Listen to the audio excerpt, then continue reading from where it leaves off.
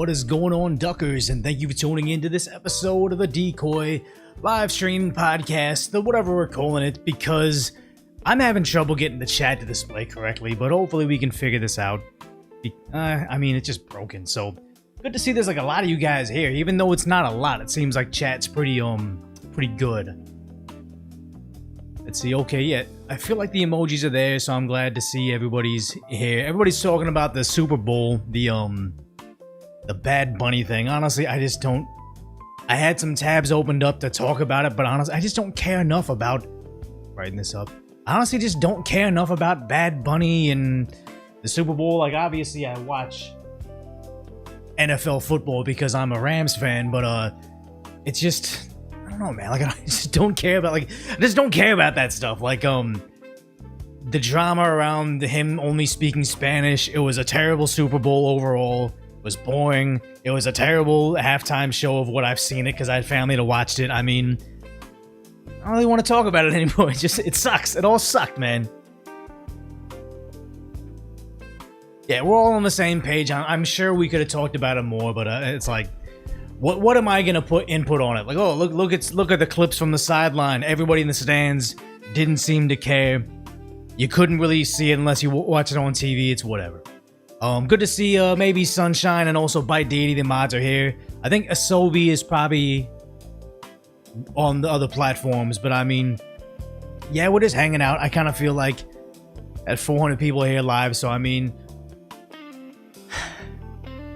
I feel like everybody that's watching this and is like logged in right away is gonna be biased for it. But I guess you saying Rams fan glutton for punishment? No, Rams have been good this year. I mean, like, they had the MVP. I think, well, Drake May being terrible in the Super Bowl shows that Stafford was by far he deserved MVP. The fact that JSN did terrible in the Super Bowl shows that Puka should have won Offensive Player of the Year. So we're sitting pretty. We just need a better defense. Like, we got some good draft picks. Hopefully they'll bulk up in the cornerback position, then it'll be good.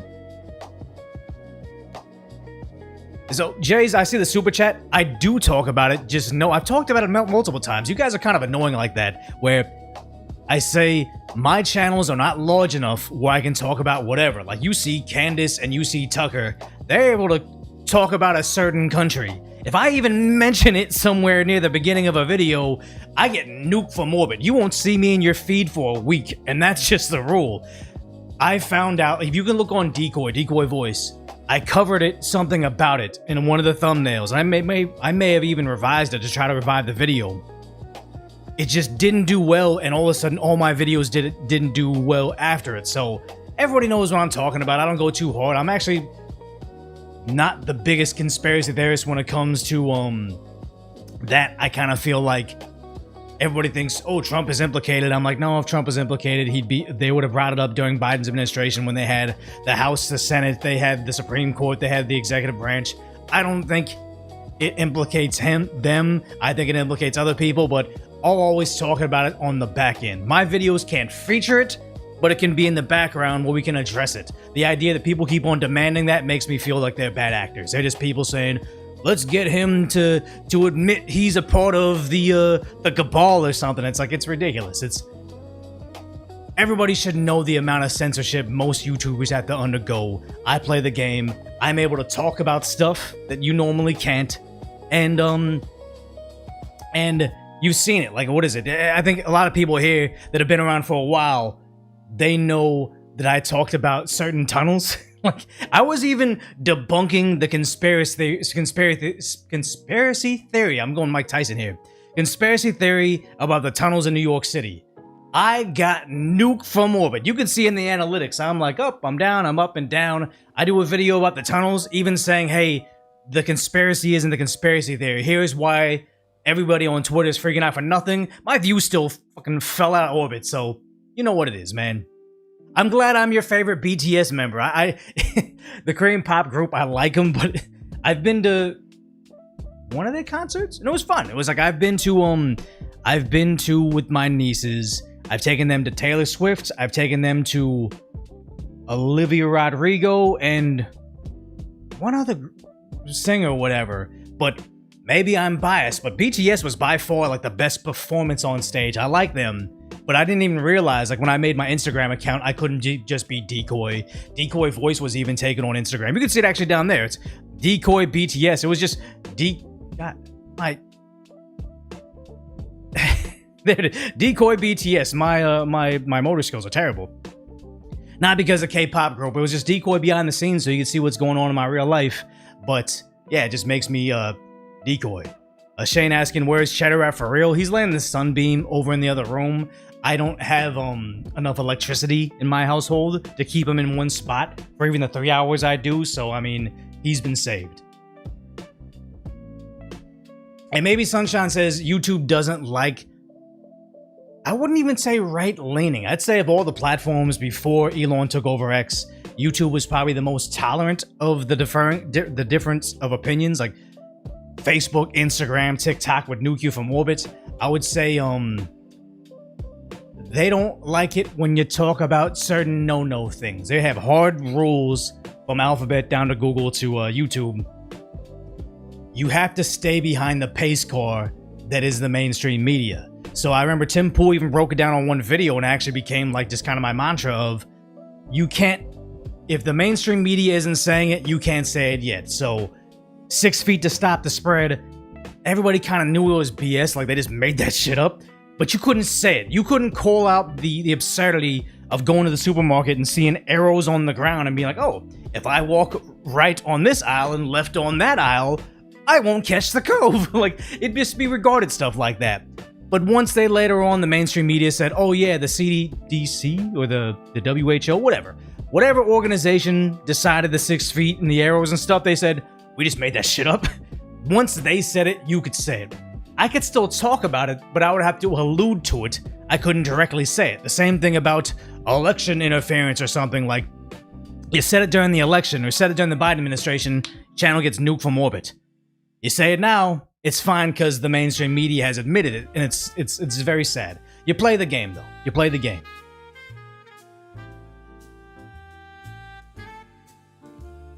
Let's see.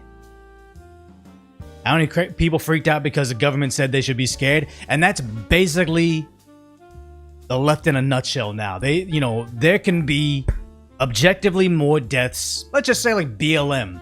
Objectively more deaths within the community, amongst the community.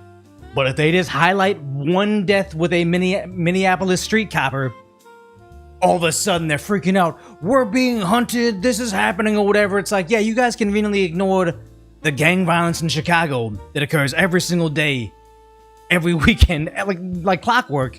But there's one that you're freaking out, and all of a sudden you're like, oh my god, it's an epidemic, they're coming after us. And it's sad because you could be saving objectively more lives if you weren't trying to sensationalize and essentially merchandise certain deaths for consumption of the left so you can gain more power and you can have more hysteria, but that's the way the media works. A dip in the markets is a crash now? Honestly, I don't know enough about the economy. Don't ever follow my advice with investments. I'm just heavily invested in Burger King, Pokemon, Mewtwo Gold, little bricks or whatever. That's what I'm invested in, guys, so don't listen to me on anything.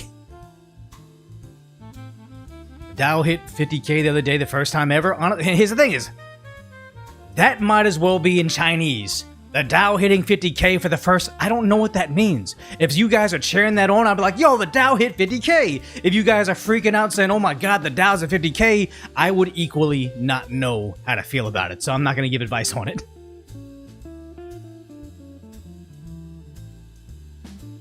Did I ever get the Jack in the Box Jibby? No, I do want that thing. I've seen it. He's pretty cool. I'm like, man, I got attacked by... I was at a 1-year-old's birthday party and I just got attacked by mosquitoes friggin' everywhere.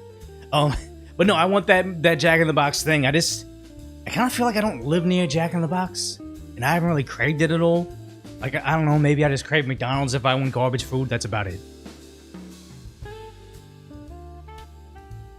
Gold isn't rare that I'm afraid. It's just overly regulated. I mean, conspiratorial. I think that at some point in time we're gonna be able to like synthesize gold, platinum, all the rare earth materials. They'll figure it out, and then all of a sudden they'll be worthless. Like the same thing with diamonds. Like I was looking at lab-grown diamonds. It's the most bizarre thing when we're looking at them. They're like, lab-grown diamonds are superior in every way.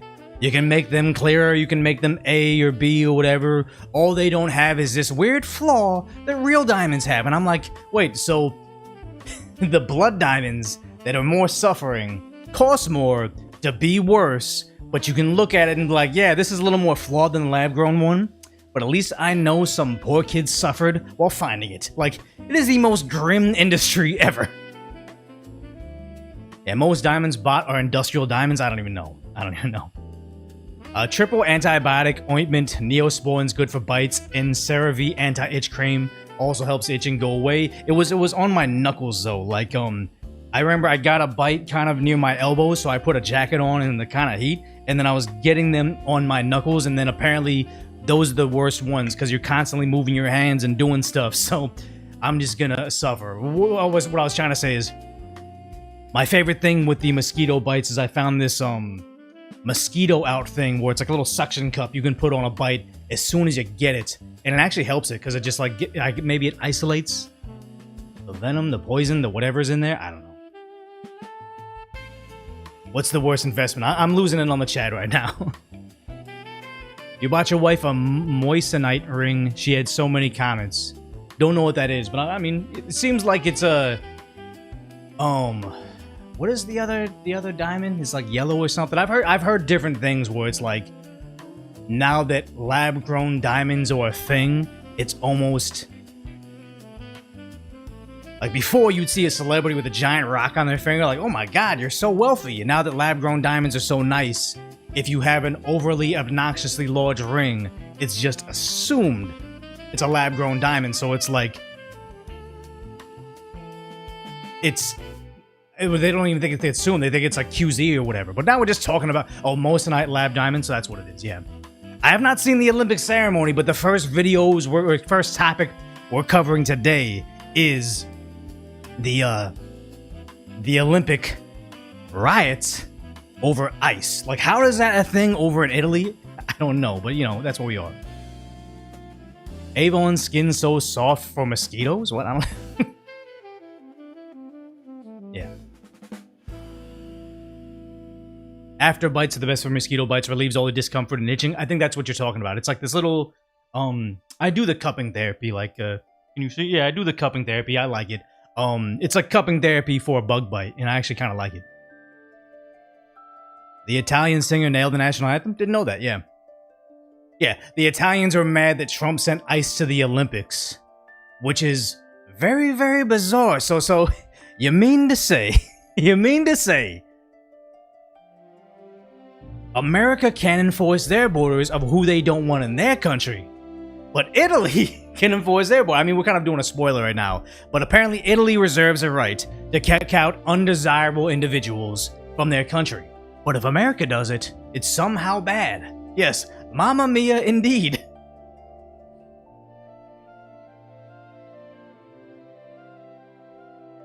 Yeah, most athletes in Olympics are first world countries or trust fund babies. Exactly. It's an unpaid for position. Only the people at the pinnacle of your sport, for one time every 4 years, they get to make money through advertising dollars. But everybody else has to be a full-time training for this thing, unpaid for. You have to be the, what do you call it, the bourgeoisie. You have to be the richest of the richest to be able to have your kid do nothing but train with the top tier coaches, with the top tier equipment, everything involved. It's no longer like the NBA where you can have hoop dreams, you can be in the hood, work really hard, be talented, and just be kind of more built for it, and then become the top of the NBA. No, it's all trust fund kids, people that are able to do travel basketball year-round, like the Ball brothers or Steph Curry. Like, they have to have the funds to be able to compete nowadays. Someone said they body swap Kanye. I mean, I love myself a conspiracy theory, but I don't think that. And everybody always talks about like how people's ears change, like their ears are different. This is obviously a body double, but I'm like, no, it's when people get facelifts. I feel like, what do? They change their ears. Like when Biden had the big conspiracy where he took off his medical mask and then they found a tab by his face, and they're like, that guy's a skinwalker or whatever. It's like, no, it's like they get facelifts, and then when the facelift doesn't work anymore, they get tape that's like has string on it and it pulls back their face, and then they use makeup to color the tape the same color as their face so it looks like a little tab. And it's like, they might as well be lizard people because they don't look human anymore. Yes, two-faced. Blue Star Sapphire. I've heard about people talking about sapphires as in terms of like it's actually a rare stone, looks like a diamond, but honestly, I don't care that much. I just don't. Vance is one of the mole people. Actually, I don't believe anything anymore. Like if you talk conspiracy theories and like conspiracy theories on Instagram, all you do is get more conspiracy theories, and it's like, yeah, they're a clone, he's a clone, he's this. It's like I don't believe anything, especially like you'd think certain conspiracy theorists on YouTube would talk about Charlie and his tragic demise, and now they have all these theories, and I'm like, I believed the mainstream narrative, and I don't want to disrespect somebody's death, but some of these stories are very compelling, you know? And it's sad. It's sad. Yeah, the pizza situation was real. I am horrified at the idea that the pizza situation was real. But again, there is too much weird stuff happening in those files for it not to be real. And the whole thing when the guy showed up and like blasted away at the pizza place, and it was supposed to be like, oh my god, like, stop talking about the pizza scenario. It's causing psychos to show up at this place that doesn't have a basement and harming or trying to harm real people, even though he harmed no one. Sweep this under the rug, and now we're thinking, no, it was there was maybe not exactly what everybody thought, but there was something to it. Terrifying top to bottom, you know. Like I'm just starting to uncover the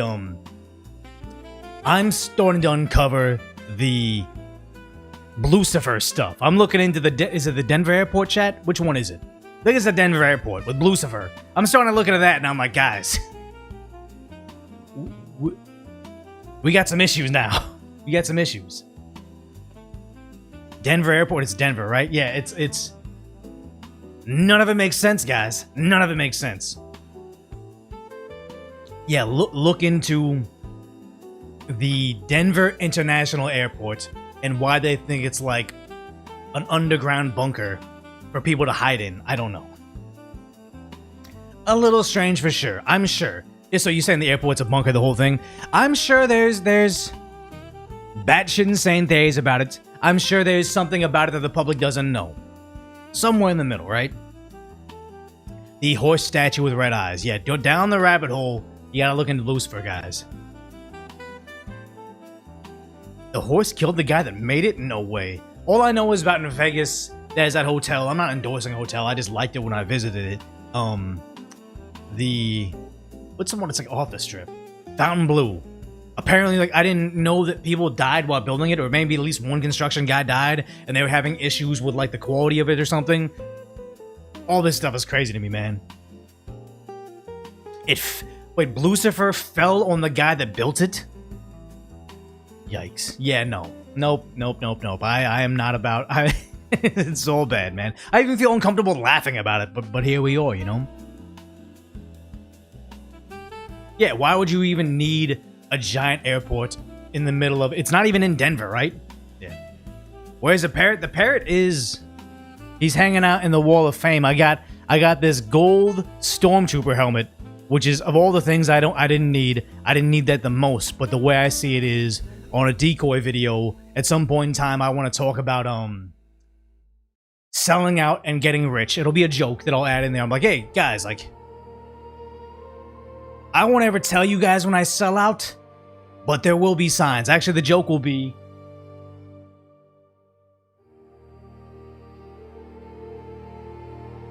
You won't know when I sell out, and then it'll be a jump cut to this thing. Can you guys even hear me now? It'll be the jump cut like this thing. I'm the most ballin' guy on YouTube with this. Can anybody even hear me? Put a Y in chat if you can hear me, or I'm just too... You balling? Yeah, I know. D. Yeah, you can still hear me, but it's like, look at the shine on this. I need to. But it will be a gag. It will be a gag. Oops. It will be a gag that. Yeah, I'm crying. But it'll be a gag about. You wanted to be able to tell that I sold out, but then that'll be my thing. I bought it. It's a prop for a joke and a video to encourage engagement. I feel like that makes it a tax write-off, right? It's a prop for a skit, you know? Am I allergic to whatever's inside that helmet, man? It's too rich for me, guys. Yeah, no, it's an amazing thing. I looked it up online. I was like, who is this character in Star Wars? Like, I don't have any purpose for this. And it's apparently some guy in the extended universe. To me, he just seems like he's a low self-esteem stormtrooper, but he has a gold mask. Like, something's up with it, but I mean, it just looks cool. It's not Phasma. Phasma is red. This is Pyre, I think, and I don't know anything about it. Yeah. Yeah, all Disney Star Wars isn't the real Star Wars. I agree. I like Disney or Star Wars when it was a Darth Maul era. That was me. I feel like I've heard if you were a kid when Star Wars, the original trilogy, that's your favorite. If you're a kid when the episode 1 came out, that's what your favorite is. Like whatever was your childhood is a Star Wars. It's what's going to resonate with you. Yeah, it matches the Coca-Cola. This is the caffeine-free. We are finally decaf decoy.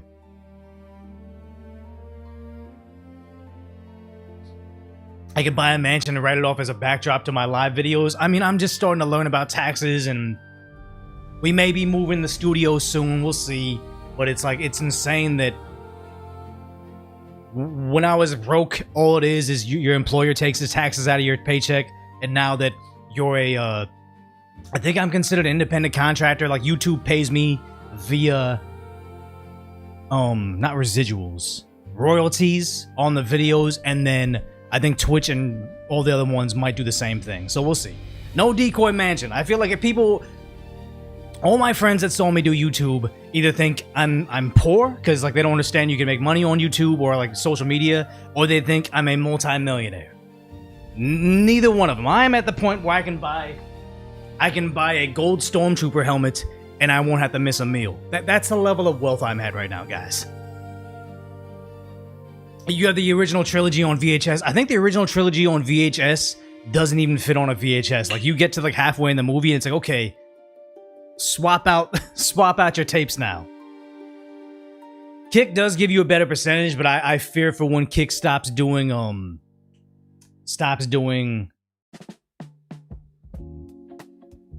money injected in, what is it, venture capital? I forget what it's called, but I fear for when they don't use the gambling money from stake, they actually use ads, and I think then it's going to become more in line with what you make over on Rumble. MC Escher print on that blank wall, decoy middle class, basically. But this is good though. I feel like in the decoy videos, I use this space to put like art or video, like, you know, picture in picture, and right now it's kind of good to have the chat right there. It's kind of readable, I feel like. Yeah, super rich people don't flash their money. I kind of feel like in terms of wealth, you go from like Skechers or like a thrifted hand-me-downs to Skechers, to like Nike Air Forces, to like Nike Jordans. And then if you make it, you're like wearing Louis Vuitton sneakers. And then when you're really wealthy, you're wearing like New Balance dad shoes. Like that's the circle of wealth. A Bad Bunny poster over there. I honestly thought if I should straight up in one of my videos be very, very like politically correct, but then I'll be wearing a small red bracelet. Like I don't even know what is that What is that even reference to? I just know that, like, oh, celebrity was wearing a red bracelet. I think like in a Tom Cruise movie, they had to edit out his red bracelet out of his thing because it was turning the audiences off of him. So I thought about doing that. I'm like, yeah, just to get the people chatting, like, oh my god, Decoy is part of the Cabal. He's sold out. Kabbalah? Yes, Kabbalah. But I don't even know what that is. What is that? It's a red bracelet, but it makes people freak out when they see it. Here's the thing, yeah. You say Bad Bunny killed it, you don't agree with his political takes, you're just a proud Puerto Rican. Here's the thing is, that performance was for you. Cool, glad you liked it. But I think it pissed off more NFL fans than it satiated. Yeah, one of my family members is like a huge Bad Bunny fan, and she was having the greatest time watching it. Loved it, top to bottom, was more excited about the halftime show than the Super Bowl itself. And it's like, yeah, I understand what they're doing. They're trying to get a new market share. That's when Sephora, like I don't buy makeup at all, but I was interning at a not a graphic design firm, more of like a marketing firm for a while. And Sephora is like the greatest example of successful marketing. You go in there, all the product, blush, lipstick, eyeshadow, it's all the same thing from all the different brands, but their marketing has to sell their product over the other one and be able to charge triple the price. But it's like Sephora at some point in time said, you know what, we already have audience capture of women.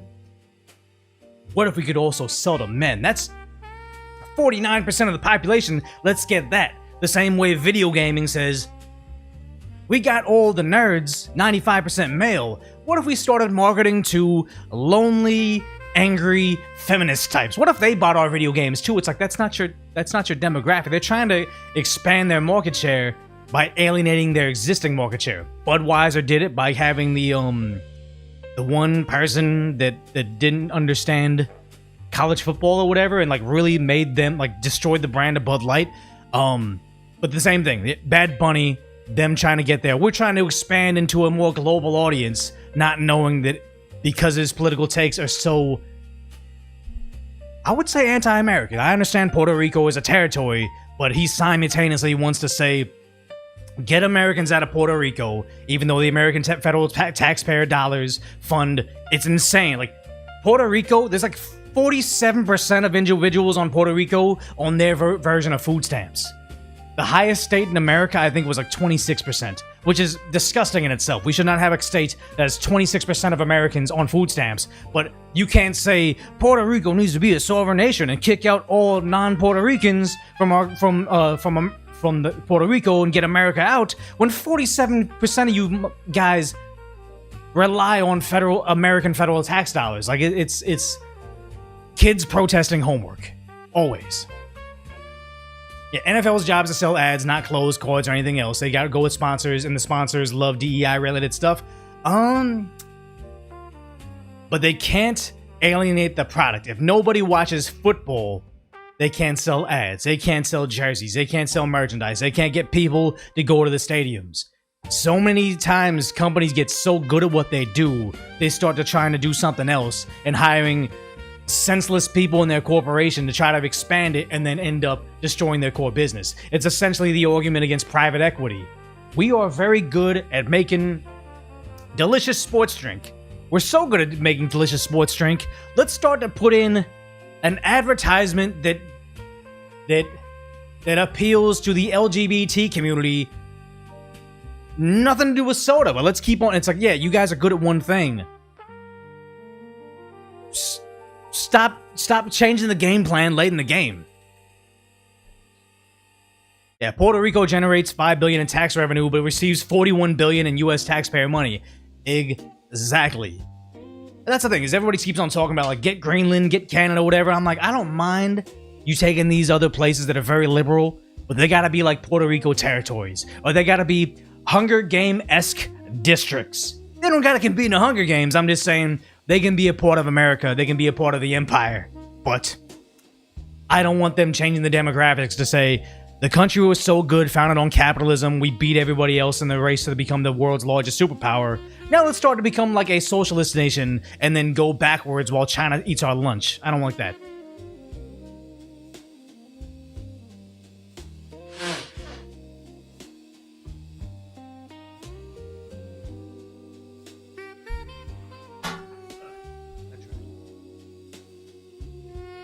We need Greenland. We do need Greenland, I think. And I think a fair price can be worked out and we can have it and everybody can cry about it, but then America will be a safer place because of it.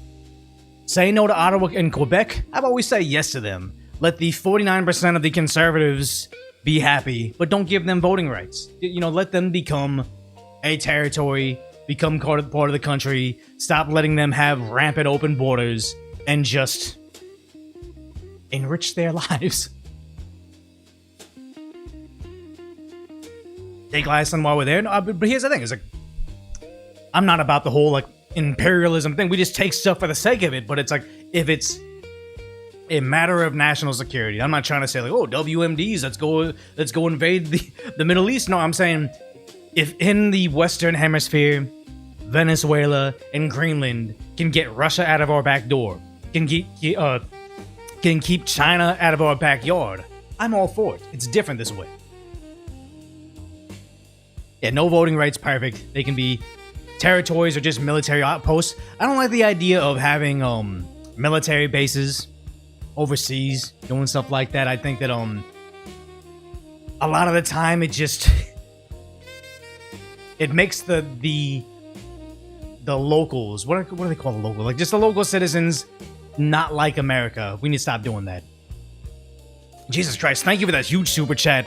Gary Hardy Inc. for saying thanks for decoding for us boomers. I appreciate the older demographic watchers. That's a huge super chat. So thank you. You know, you guys don't gotta do that, but I really appreciate it. I'll get to the rest of the super chats at the end of the show. But it's crazy. Thank you. Nah, American imperialism is back, baby. I mean, America first. I'm sorry. I always say America first. I mean Americans first. I don't mean the government. I just mean American citizens. Whatever policy, whatever government size, whatever it is, as long as it benefits Americans in a free market way, I'm for it. Yeah, Russia's literally 55 miles from Alaska, LMAO. That's an issue. Because here's the thing, if I say things against China, like, oh, you're a Russian bot, I say things against Russia, oh, you're a China bot, it's like, no. None of them. Just us, that's it. All this EU, NATO stuff saying, we don't need Americans, blah, blah, blah, it's okay. Stop funding them. Americans first. See how much they can talk after they don't have the umbrella of security that is American military spending. Let's see what happens to them. Do they become China's bitch overnight if all of a sudden the US says, you know what, we're not gonna subsidize your security. So these small European nations can say, free healthcare for all. Why the fuck doesn't the US do it, those shady fucks? Why don't they do it? It's like, yeah, maybe because you guys have essentially free military or free defense spending. Ridiculous. So you're saying China's a paper dragon? I don't know. I go back and forth on that. You see them having the largest the largest navy, but they say a lot of their navy is antiquated. American military might. I've met some people that are like within like the classified space, and they say they can't tell me what they have, but they just tell me if there was a new war to break out, we're gonna see some crazy stuff. And I'm like, I like that. I like the idea that China's out there boasting their amazing navy and all their drones and stuff like that, but then could the US drop, what do you call that thing? The rods of God. Like, oh yeah, they have this nice military, and all of a sudden America just drops the moon on them, like something like that. I don't know what it is, but just the idea that we have an ace in the hole and just nobody knows about it. Just ask Venezuela. We legit captured a whole bunch of UFOs in Area 51, and then essentially, I just watched Independence Day, but essentially what Independence Day, they flew a spaceship and just dropped the laser beam on them. If we have that, that's what I want. Chinese Navy ships are garbage quality. I mean, I've also had friends in the US Navy say, the saying is, the US Navy is prepared for inspection, not prepared for war. And I agree with that. How many times did you see top military brass come out, top US military brass come out as furries? It wasn't a lot, because the ones that did went viral, so you knew about them, but it was too much. Anything over the number 0, anything over the number 10 is too much, and we saw it a lot. Oh, thank you, Freya Firestar, for this Prime sub. Except for Navy submarines, oh my god, like I don't like flying. I don't like the small flight I take for a vacation. I could not imagine being in a submarine in like someone trying to sink you. that is my nightmare. A lot of China's boats are fishing boats. Honestly, I feel like a lot of China's Navy would probably be shipping containers. Like, remember when the Cove shut down the Long Beach terminal, and I forgot what other terminal in the West Coast was, but you could go to Santa Monica during the COVID times and just see a long line of cargo ships out there just waiting to dock because we didn't have enough, we were so backed up over here. People say, how do we know these guys aren't actually just like ballistic missile launchers hanging out outside of LA? Like, I honestly think that if they were smart, and they are smart, that's what their Navy would be comprised of.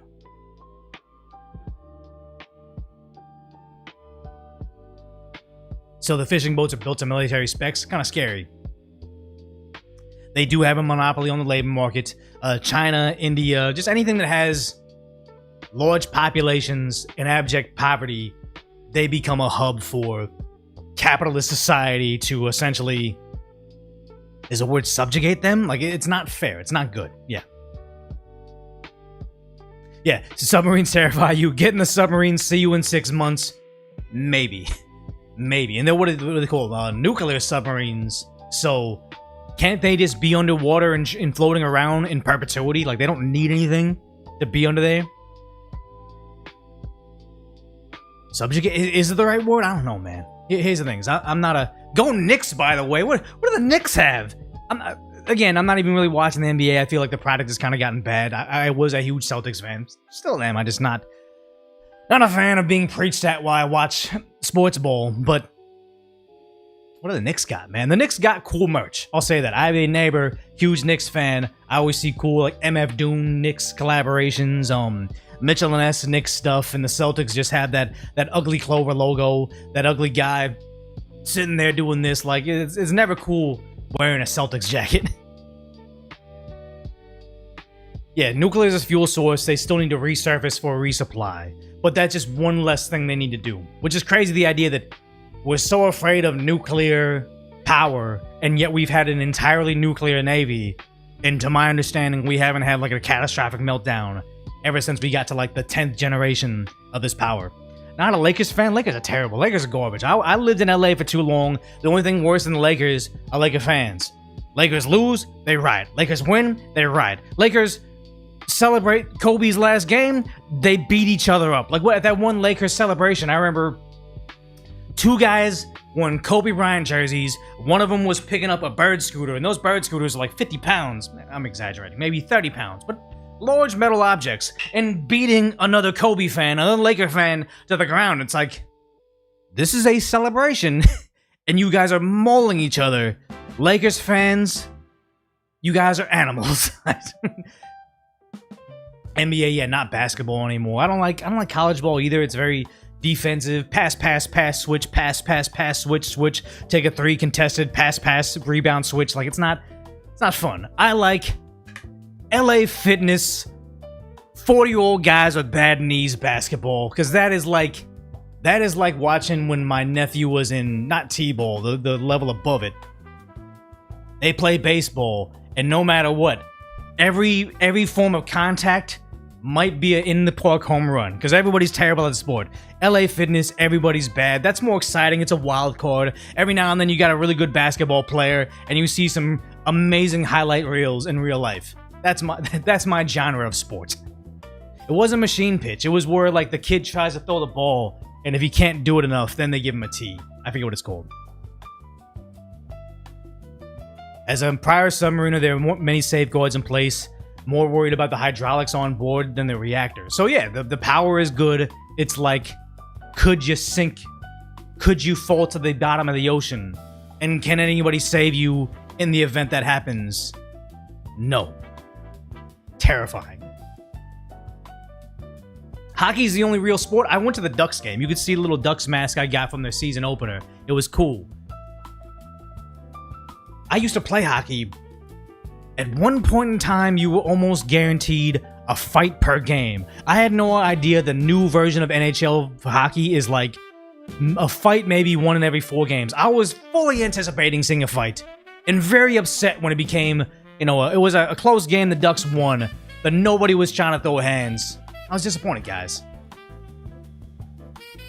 How much is an NHL ticket these days? I don't even remember. I was just trying to go as an event. I try to, like, when I'm there, I probably met 3 people that watch the YouTube channel, so I'm like not interviewing them like for the channel, but I'm talking to them. I always try to do like market research. I'm at a theme park, I'm at a sports game. How'd you find the channel? What do you like? What do you dislike? A lot of people find me through Asmongold, but it's like the only way I can get genuine feedback from real life people that that aren't bots, that aren't Russian click farms or whatever, real people. And yeah, I try to splurge so I could see as many people as possible. I forgot how much the ticket was though. They made a new hockey policy that heavily penalizes any type of fighting. That makes sense. I also heard from a friend that is really into hockey. I watched hockey during like the Mighty Ducks era, where like the movie, and you would have an enforcer, maybe a guy that's not that agile, but he's a big guy and he'll just square up with anybody for you. Apparently, they said hockey has become so fast, they've skated enforcers off the ice, where everybody has to be very good at it. You can't have a guy that's just there to fight. Kind of feel like the same thing that happened with big centers in the NBA. Steph Curry ended the Shaquille O'Neal, Dwight Howard type of center. You now had to have everybody can switch everybody. Nobody can go under a screen because he's just gonna jack up a 3 at like 98%. So you can no longer have an enforcer in hockey. You can no longer have a rebound post-up only center. It's more technical. Yeah, I'm not watching that new hockey thing. Whatever it is on Amazon, it looks like it's a hockey thing, like a hockey show, but it's just a gay love story. By all means, you can tell that story, but it was almost like a bait and switch. I just watched a preview and I'm like, wait, what the fuck am I watching? No. Not for me, guys. Not for me. T-balled and the coach comes to pitch. It wasn't that, though. Wasn't that.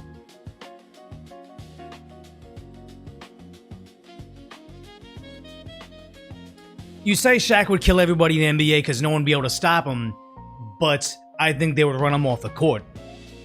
How many times would the Warriors in their prime have a 5-on-4 in transition? Shaq was out of shape 85% of the season. His post-up game wouldn't be... His post-up 2-pointers would never offset the 75% from the 3 on 5-on-4 fast breaks. Shaq ran the floor. Were we watching the same sport? Shaq would foul out on charges before the 4th. Yes, the reason the NBA sucks now, and then we're going to get to the topic, stop talking about sports right now, but the reason the NBA sucks is you can't play defense anymore. Like, you watch Michael Jordan highlights, and he's even before me. They talk about hand checking was a thing. Allen Iverson was probably the shift away from that when they couldn't play. You used to not be able to play zone defense in NBA. You switch it out because he was just too fast. Can't play zone now. But once you couldn't be physical on defense and they wanted high scores, like I think the NBA, when they saw the Spurs play the Pacers in the finals, and every final score was like 75-82. It was not fun. It was too fundamental. They wanted oohs and ahs. They wanted high-scoring games. They wanted Iverson to be able to palm the ball and travel a little bit. They made the sport a little more exciting, but eventually you just get Giannis taking 12 steps in the paint and committing offensive fouls, and Draymond Green setting moving screens every play. They were chasing that oohs and ahs game and then made it into superstars can cheat, everybody else can't. I don't like that. 140-136 scores, one game to watch too. Yeah, and I don't like the idea that it's like Peyton Pritchard. I like him, he's good, but it's like he's setting three-pointer records, and it's like, yeah, because he played in a different league than when Ray Allen was on the field. Yeah. Okay. Enough sports. We've been talking about. I could have had a sports podcast and probably would make more money, and I would get better invites. Like, I saw a guy on YouTube Cool guy. I met him at an event, but he gets invited to like NBA All-Star game, gets invited to Super Bowl YouTube events, and I'm like, I'm sure your content's great. I haven't really watched it, but it's like, last time I checked, you had like 5,000 subscribers. You're getting invited to all these things. If only I was a sports broadcaster instead, I'd probably be biggest name out there. But no, who knows? Yeah, Ray Allen, what is it? I think Ray Allen, his entire NBA career, 6'5", he's jacked, but he was a size 28 waist his entire career. He was just that in shape. He was basically a marathon runner in sports. How is the music's volume? I can't even hear. Oh, I turned the music off on accident. That's why. Okay. As we get into the videos, how's the music volume for the videos? Louder, quieter? When we go into this, in the topics, because I'm going to do the video right now. Good right now? Sounds perfect right now? Because I would hate to be talking about, like, 10 died in horrific accident and we're just, like, playing jazz in the background. It should be just something. Should just be something.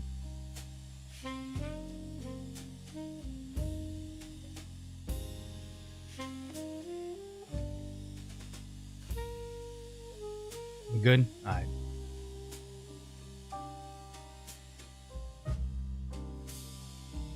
Yeah, bread and circuses. I'm into bread and circuses. That's what it is. All right, so let's see. So on Decoy, we're still at 1.05 million subscribers. It's a good number. But Decaf Decoy, if you aren't subscribed over there, it's actually 80,000.9. So I think we'll hit 1K on Decaf Decoy soon because we still have some videos that do well, like 129, 123. So it's like it seems like we're expanding on here. And we'll see if we can just keep on growing on that. No, I'm not really a beer drinker. I'm not. I like bourbon. I like whiskey, but I'm trying to taper back. I'm getting old, guys. Can't drink like I used to, and I never was a big drinker. So, but let's go ahead and get to it right now. Oh my God, everything's crashing out. So I think my whole thing crashed out. But right now, over in Italy, apparently they're protesting ICE, and I can't even maximize this screen. So let's see. There it is. Over in Italy, they're having massive, essentially riots over America's ICE. And again, I don't think that anybody's serious about the whole, it says know your enemy and they're firing off fireworks. Nobody's actually serious about the revolution. We're taking over when you guys are firing off fireworks at militarized police forces, riot gear, they're showing up in MRAPs. It's always just, you guys are just playing. This is for funsies. You're doing it for social media. Yeah, fireworks on a protest, their celebration. The idea that they're trying to feign like they were just peacefully protesting because they weren't using real munitions, but this guy in his little box firing off whatever these things are called. It could blind somebody. But they were just like, oh, we were just peacefully protesting. Yeah, they're going off, but it's one thing when they're just kind of shooting it off into the distance with like the riot police over there. Thanks for the Prime sub, Pedro Pie. But oh my God, everything's bad. So you see them, essentially they're beating them back right now. This is in Milan, Italy. While this guy has whatever device this is, like popping it off over the top. So this is like a hot conflict now.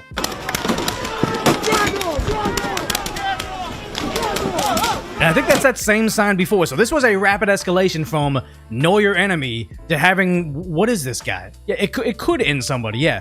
Who's in chat that knows what this thing is? It looks like a weapon, but it's just for fireworks. And that was not the only one. So there's a whole bunch of people here with this thing.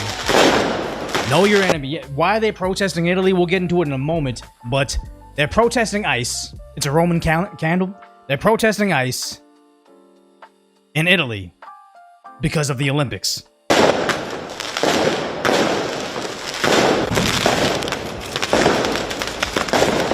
In Black Bloc, it's almost like whenever this type of protest happens, it's inorganic because how does Milan, Italy all parts of France, all parts of the country, whenever the Democrats don't get their way, or whenever the left doesn't get their way, why do the protests look the exact same way? You said this isn't about ICE, but as far as the mainstream media says it is. It's crazy.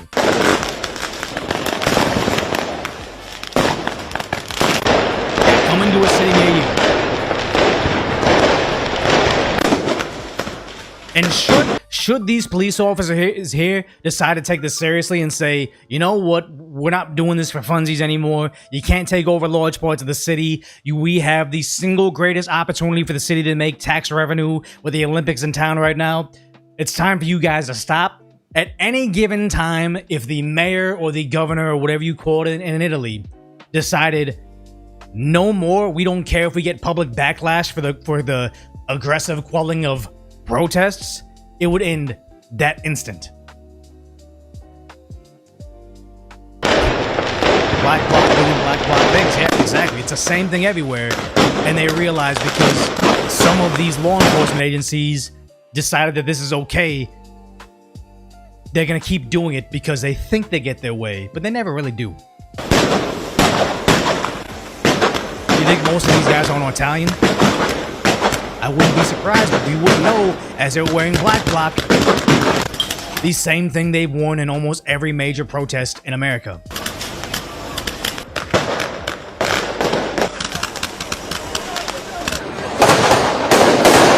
you mean to say you don't think these guys are actual, like, Italians? You think they're newcomers? That tracks.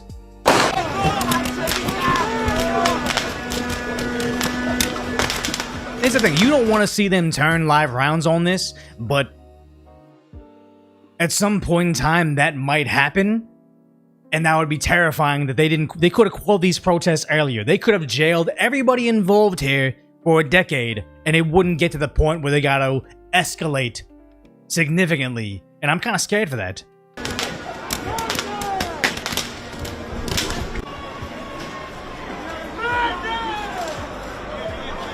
Anybody speak Italian? What are they saying? But yeah, that's happening over there. But then also, everything reset. But I think this is the same video. Yeah, same thing. Just a different angle from that when they're attacking them. They say, in Italy, anti-fascist students spearheading the protests in Milan against ICE at the Winter Olympics. So it says, ICE out.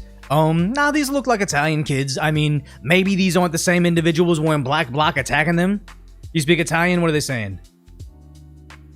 All looks performative, and that's my exact thoughts. This image with the mist, the Gore-Tex jacket. I think I was looking at something like that. Gore-Tex just means the company makes this jacket, but we also make it in the Gore-Tex version, which is another $100 on top of that. I don't know what this is. Looks like maybe something fascist or whatever. But the smoke grenades of them, it looks like AI. It really does. But the perfectly made haircuts, they all kind of look like, what is it? People were making fun of Hassan when he went to the LA protests, where he came perfectly decked out with a turtleneck and his riot gear and his little poster on his hip and his gas mask and his kiffaye, or I don't know how you pronounce it. They're wearing this pink Russian sickle and hammer logo pin on there. It's like, yeah, Gore-Tex by Armani, the pink Soviet hat, like all this stuff is just for social media. Like this, they didn't come there really to stop ICE in Milan. Like all eyes on ICE. ICE in Milan is like a torture to us. Why are these all in English? Trying really hard not to look paid. Yeah, I wonder how much designer merchandise is here. No one is here illegal. It's all the same thing we saw in America. So you really gotta wonder, how did they organically get to Italy to be against ICE over there? And it says, it's okay to change your mind. Show us courage. Leave the something. But it's also, it's not okay for America to enforce their borders. But as soon as the alleged Italians, because I don't know who's funding this, as soon as they said, we don't want you in our country, we're trying to enforce our borders against American forces, suddenly now it's reinventing the wheel. ICE out. because ICE is trying to get America's sovereignty. Sovereignty. It's very interesting because Johnny St. Pete says, totally organic, not paid for, and definitely not Antifa ICE protests in Italy at the Olympics. They gave them whistles. Notice all the clowns look like the same clowns in America. Also noticed the communist flags. Yeah, this is kind of weird. Let's see. Yeah, and then don't mistake this because obviously I went to a California public school.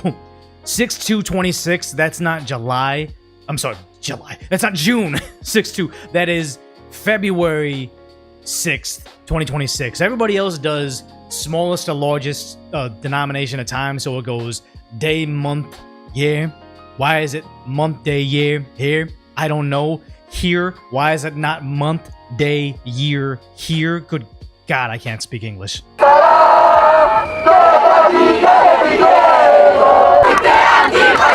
Okay, who's French here saying non-estonio illegally? I don't know what that is, but yeah. Straight cover revolution with a twist. Yeah, it's straight. What is the word I'm looking for? Not irony. It's hypocrisy. You can't be in our country, so stop kicking us out of your country.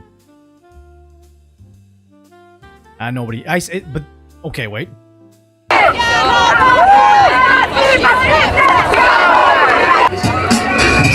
But again, they have the Palestine flag, and to my understanding, and again, I'm not the most well-versed on the Free Palestine movement, but don't they want either? There's two sections of it. Don't they want river to the sea, everything for themselves, or some of them want the two-state solution? I don't know which side they are on. Chat could tell me. But in the event they want river to the sea, freedom, they want them to themselves. Don't they want borders around that? If they want to kick out or eliminate this one part of who's on their alleged land, aren't they going to want to say the Chinese can't come over and take us over? The Russians can't come over and use their military might to eliminate us. Don't they want America imperialism out of their area? So you mean to say you want free this, you're protesting ICE, but you also want very, very strong borders for yourself. Incidentally, or ironically, you also want to be here. Don't respect America's borders. Don't respect Italy's borders. But we're about to have the strongest borders in the country. It doesn't seem like it's all about equality and free rights. It's about we want something for us that you cannot have. Black Bloc is all across Italy and in Europe. Yeah. No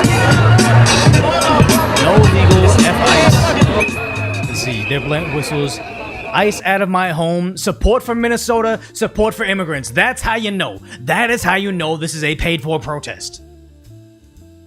How in the world would Italians protesting the Olympics be all about stop investigating the fraud in Minneapolis? No sense. Yeah, there are whistles. Is this AI? No, I don't think this is AI, guys.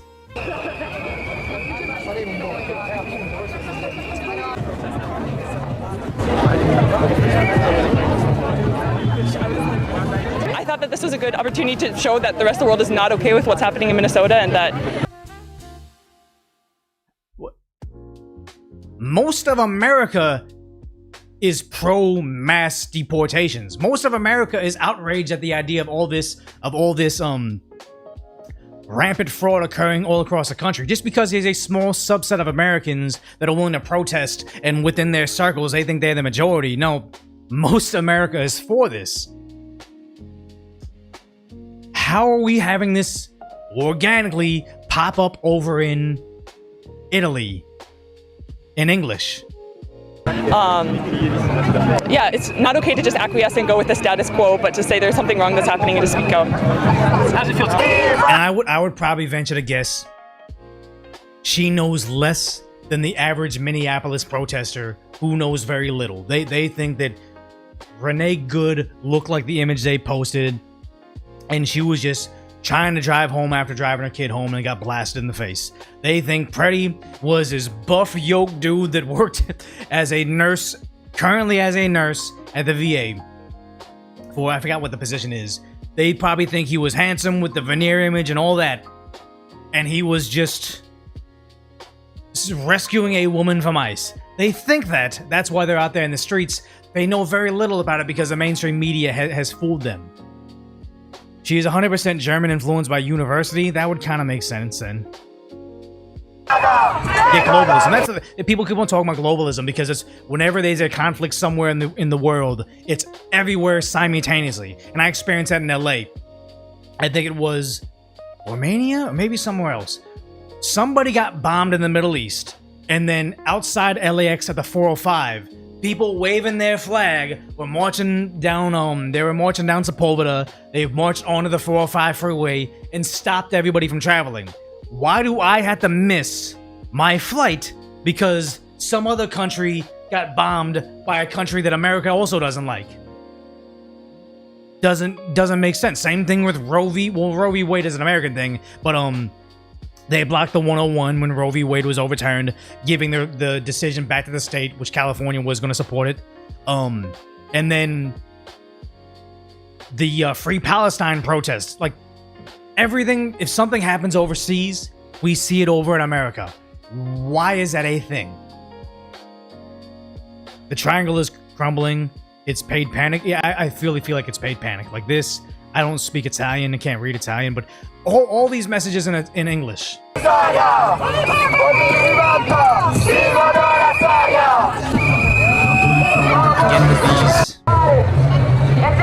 Pigs, no one is illegal on stolen land. I don't get... So that's one thing I always wonder, how they say, like, no one's illegal on stolen land. Is Europe also stolen land? Like, are we just keep on propagating the same thing over and over, or is this just mindless parroting of talking points?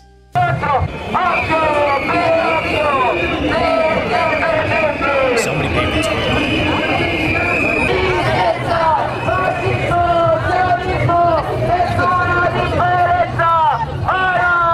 We don't want ICE here because they're murderers. Sorry for my pronunciation. Oh, they're okay, yeah, that's fine. This is not your primary language, but ICE is murderers.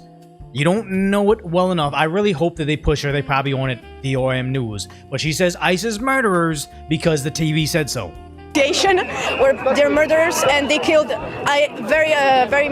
lot of people, innocent people. So there it is, innocent people. They don't know of the innocence. She probably doesn't. Maybe she's gonna know. I doubt it. Good, pretty, but she won't know Laken Riley's name, won't know Jocelyn Nungare's name. They won't know the innocent victims. Probably wouldn't even know the Eastern European that went to America that was senselessly killed in what I think was a hate crime, Irina Zarutska. She knows nothing about them, doesn't march in the streets on their behalf, but will march in the streets over what appeared to be organized agitators. Like, I think in those signal chats, they found both good and pretty. I don't know if that's confirmed. But these weren't just innocent people. But here she is, tattooing her face, waving signs, getting that bizarre haircut to say ICE is murderers in a country that is not hers because of what she was told on the internet. And they've done bad things that exactly. I don't approve of. And Zach Hudson says 57 people were killed by ICE under Obama, and no one protested them. Exactly. This is like kids in cages all over again. Oh my God, Trump has kids in cages, but it was like those were images from the Obama administration. So did these people pivot and say, "Wait, Obama did that? That's terrible. Why would Obama put kids in cages?" Maybe the Democrats aren't the fun-loving, peace, empathetic party that we think they are. No, they found that out and said, okay, it's still Trump's fault. He's still the bad guy. Again, they're not looking for objective truth.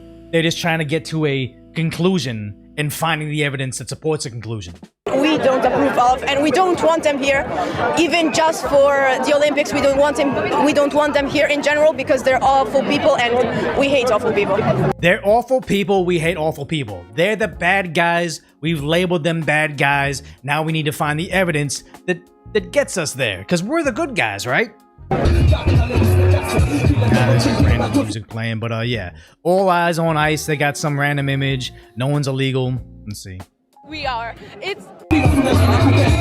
Many people are here for the same sake that we are. It's it makes me feel happy to actually know that people know that this is not actually, that this is wrong. Exactly. Again, probably her second language, or probably like third language or something. So kudos to her for knowing English as well. But the idea that you are just overwhelmed by emotion that other people fell for the same propaganda that you felt for.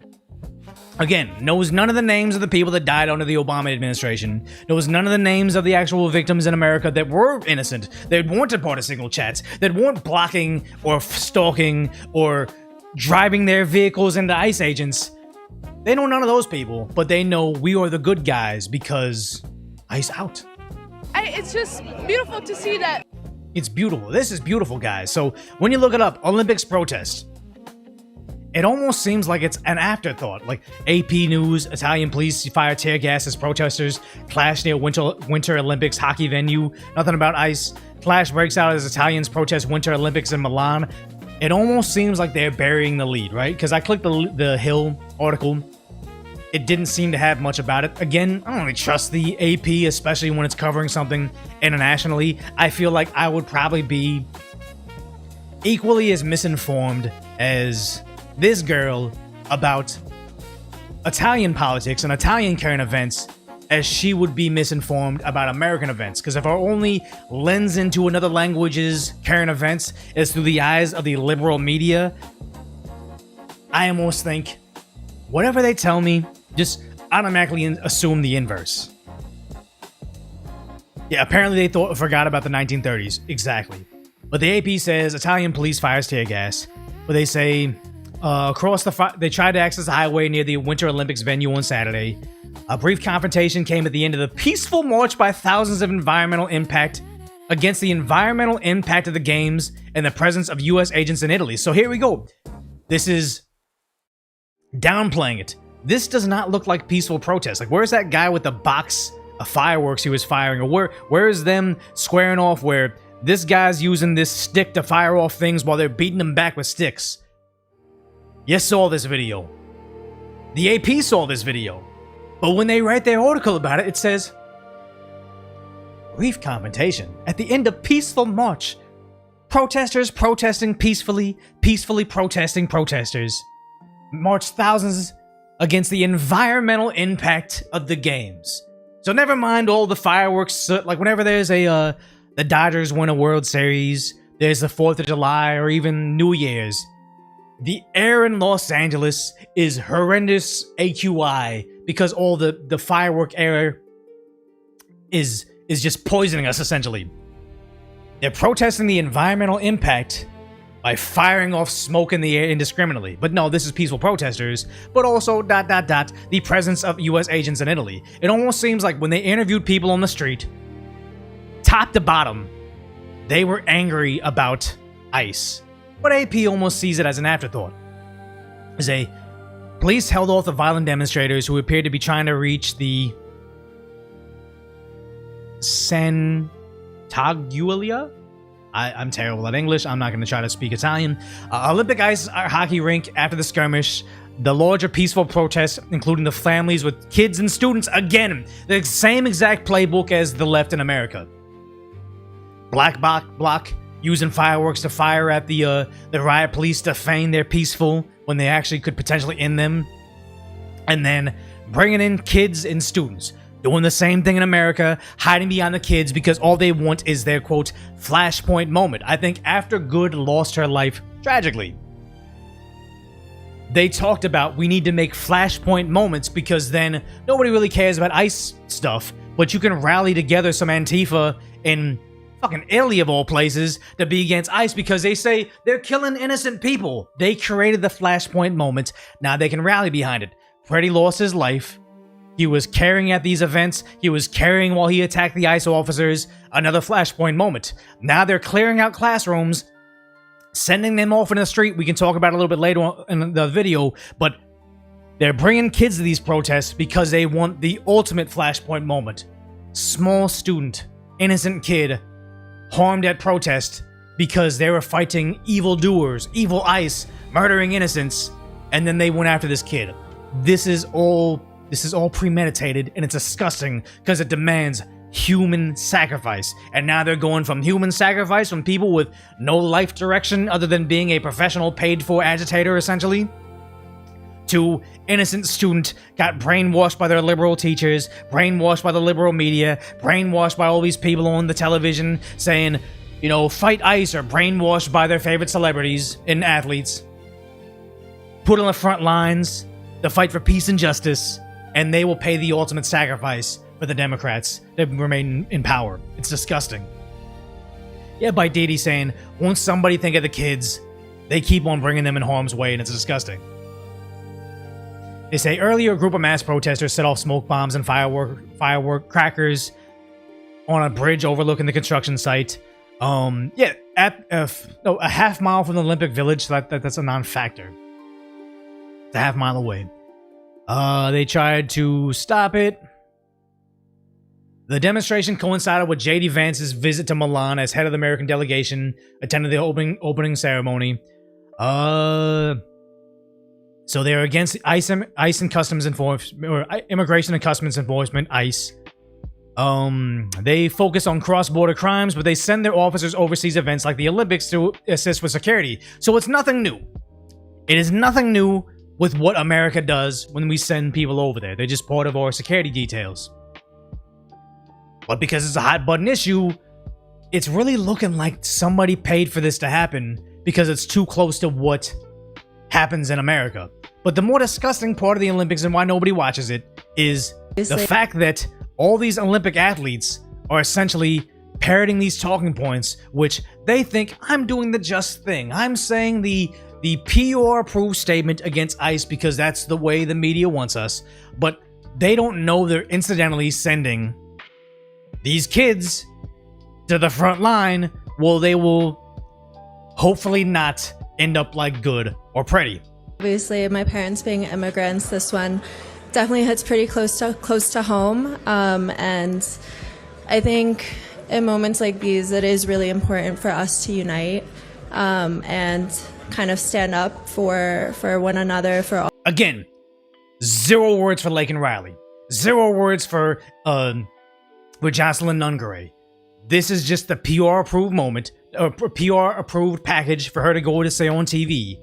And it's sad because it's hiding behind the immigrant thing. I'm Asian, so I know a little bit more about it. But it's like, do you not understand that when criminals commit crimes, it's predominantly intraracial, meaning to say that it's less likely that a white person is going to victimize me. It's less likely that a brown person is going to victimize a black person. It's predominantly members of your own ethnicity harm you. Just FBI statistics.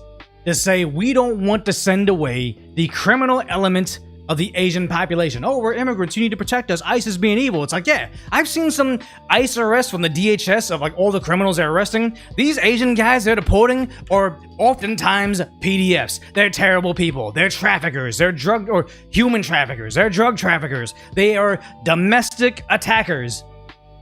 These aren't just immigrants, your parents, my parents, me, you. These are dangerous individuals they've been looking for. Oftentimes these sanctuary cities already have them in custody and they have deportation orders. But for you to go on your stage behind several layers of armed security, going home to your very well off, because this is the famous snowboarder, I believe, but to go home to your very, very affluent community with all your time and money and funds to become the top of your craft, to say, I'm protected, but members of the less fortunate Asian population that have to live in Koreatown in Los Angeles, Chinatown, Little Tokyo, that are going to be amongst those criminals, you have to be subjugated to these terrible individuals because I need my feel-good talking point.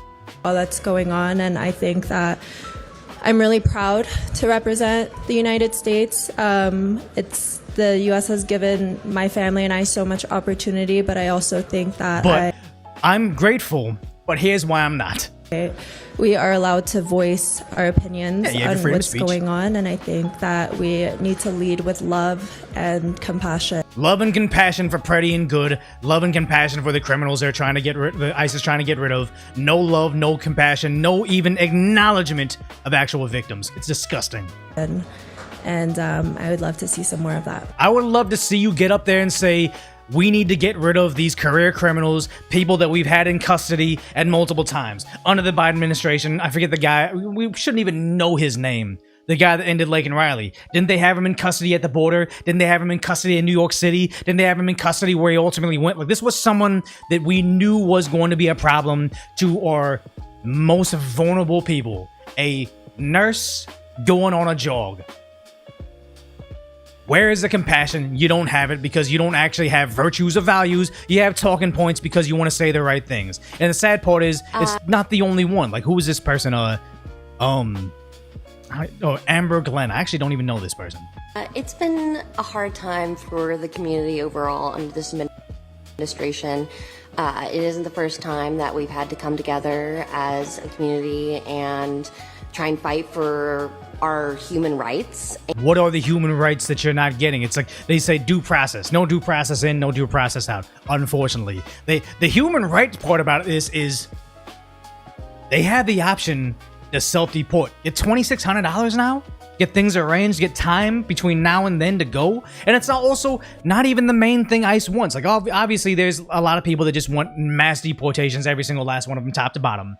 But the big reason that Good and Brady lost their lives is because sanctuary cities will not allow ICE into the county jails to deport people that already have deportation orders, that already are convicted of other crimes. They just want them. Talking about we need human rights is a fundamental misunderstanding of what she's using her very limited time at the pinnacle of her career.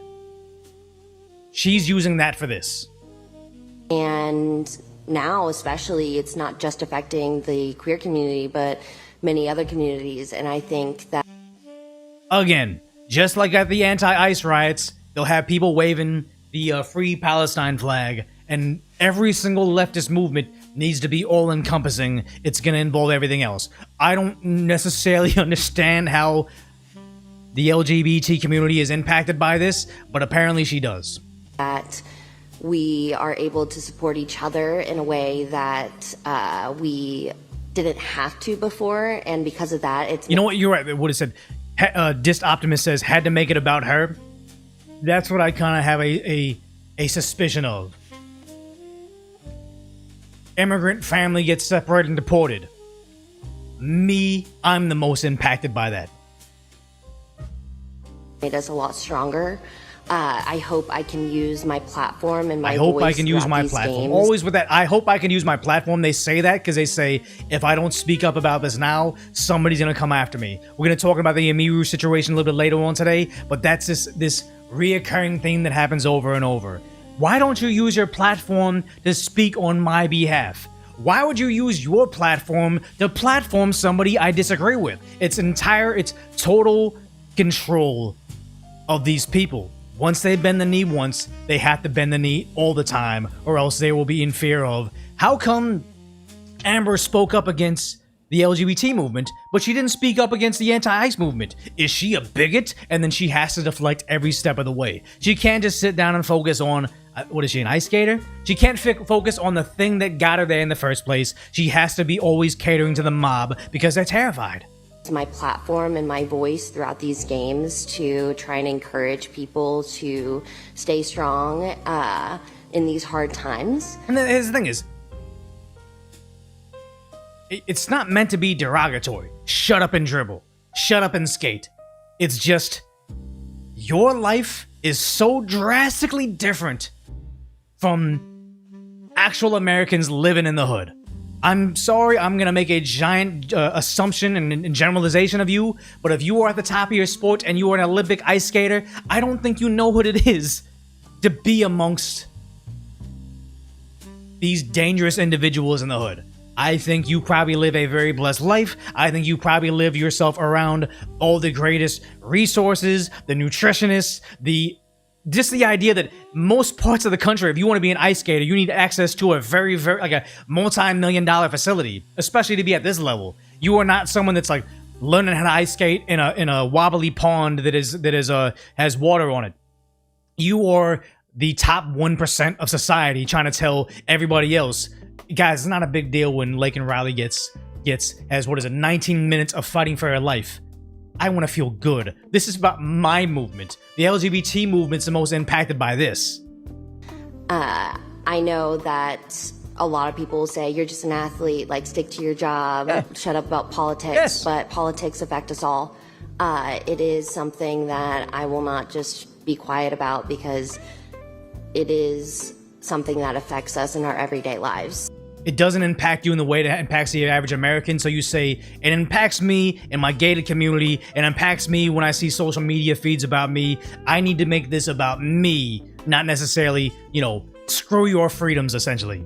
So, of course, there are things that I disagree with, but as a community, we are strong and we support each other. There you go. Talking points. I disagree with all the talking points of the movement, but I'm so afraid and terrified of the mob coming after me for stepping out of line and being canceled. I'm going to go ahead and just speak the party lines, parrot all the talking points, because once I start catering to this group, there's no off-ramp. And brighter days are ahead of us. That was such a non-statement. Brighter days are ahead of us? Yeah, no, it's bad. Honestly, I don't care. There's so many more people to talk about it, but I'm done with it. These Olympians are so detached from reality. Again, top-tier athletes. They are better than all of us at their craft. Kudos to them. But for them to sit there in their ivory tower, like literally in their ivory tower, look down on us and say, hey, Americans, we know you're afraid of dangerous criminals being in your community. We know you don't like your tax dollars funding hundreds of billions of dollars of fraud that gets sent away to their home countries. But you know what? Because I'm in the Olympics, because I have the amount of free time to become an expert in my craft, you need to just suck it up and take one for the team. It's disgusting, but the sad part is, I think there's going to be a pendulum swinging from saying, shut up and dribble is a bad thing, and you're already starting to see it in small instances where athletes are going up on the podium, musicians are going up on the social media and saying, I'm not an expert in it, don't take my advice, I'm an entertainer. Why would I be able to teach you more about virtues than your own family because I happen to have a top record? Because I happen to be able to do a quadruple axel perfectly. That doesn't make me more well-versed on how to fix the country. Don't come to me. That's going to be the new trend. And it's sad to say, all these people that kept on trying to, wave the flag and say, justice for victims, ICE is out there murdering people, and all the convenient talking points they were told from their publicist. Those people will be ostracized to make way for the new generation. And it's kind of sad because they thought they were doing the right thing, but I think they're going to be seen in a very negative light in the very near future. Yeah, how was Walz able to get so much campaign money, stolen money, kickbacks? I don't know how you have it like stolen, but it's like, how did Walz most of his campaign contributions come from people either unemployed or in healthcare? He got max contributions from these names that seem Somalian, can't confirm it, but they seem Somalian. $1,000 maximum contribution, either occupation unemployed, occupation healthcare. It was too much just to be a coincidence, at least in my opinion. Yeah, Bridget, I support the current thing. That's what it is. Like, that's how you knew someone. You had just complete audience capture, where I even did it in my last decoy video. Anybody against ICE was also saying, free Palestine. A month before that, Slava Ukraini. Before that, mandated medicine. Before that, my body, my choice. Before that, against 2A, make sure everybody disarmed. Before that, defund the police. Before that, mask up. Before that, BLM. Before that would be stop Coney from getting child soldiers. Like, they're so easily manipulated, but it's sad because it's almost like the test where these movements aren't stupid on accident. They're stupid on purpose. They say when a Nigerian prince emails you, there's typos in the letter. It seems absurd. I'm going to give you $1 million. It's not because the fraudsters are regarded. It's because the fraudsters want to filter out anybody smart enough not to handle them the routing number of their bank account. They make the movements regarded because they need the dumbest of the dumbest to bite it. That way they know We can ship them anywhere. If we're gonna send them to Italy to march and protest, we're gonna put them on the front line to try to impede in federal law enforcement. You don't get smart people to do that. And that's why they do it. They make their movement stupid on purpose. You're still waiting for your millions from your prince? I mean, sad to say, like, my guilty pleasure, especially during the COVID lockdowns, was a 90 Day Fiancé. And you think that nobody falls for these Nigerian prince scams, but not to be too judgmental on people looking for love, but good God, everybody on 90 Day Fiancé, like the Americans, are so deluded. Like, I couldn't find love here, but here's a guy with a six-pack. Here's a beautiful 20-year-old model tier attractiveness. She loves me for me. Like, 90 Day Fiancé just showed how dumb Americans can be, man. Say it ain't so. No, it's real, guys. It's real. Wouldn't that be the ultimate Decoy? No. Wouldn't that be the ultimate downfall where it's like, yeah, Decoy, he's a regular guy. He's cool. He seems like chill. Successful YouTube career. And then I'm like the face of 90 Day Fiancé. Like, I'm just totally deluded. Like, yeah, guys, I'm going to Brazil. Like, this girl, she's a supermodel. I've never seen her. I've seen a lot of pictures of her. I've been on phone calls with her. I send her a lot of money. I'm going to Brazil, guys, to meet the woman of my dreams. Like, I just totally get took like that. You never watch those types of shows, you're missing out, man. It's like the car wreck thing. Like, you want to turn away, but you can't because it's too good, man. It's just like the Big Ed saga. I watched almost every episode of that Big Ed situation, and then when I stopped watching it, I watched a YouTube compilation to see what happened to him. He's a terrible individual, but I've watched all of it, man. I'm more invested in that than teenage Decoy watching The Hills in Laguna Beach, guys. I can't stop watching it. Couldn't stop.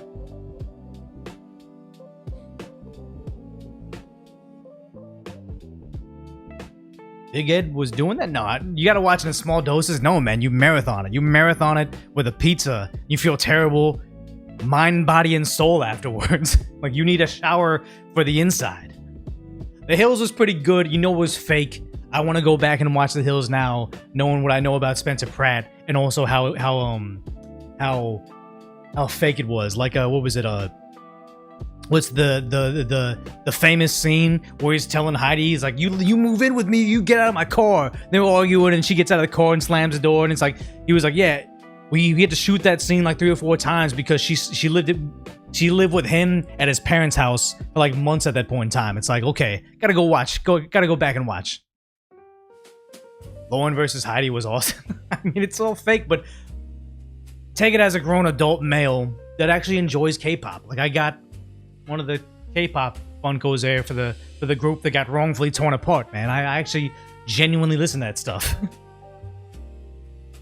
Big Ed's the most famous American in the Philippines. I mean, Rose is like a celebrity in the Philippines. Like, I think she's wealthy now, like has her own makeup line and stuff. So it's wild. It's wild.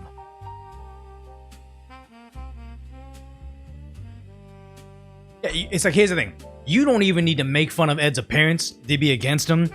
He just seems like a bad person. A Korean that likes K-pop almost as shocked as Kai. No, Koreans, they look down on that shit. Like, what?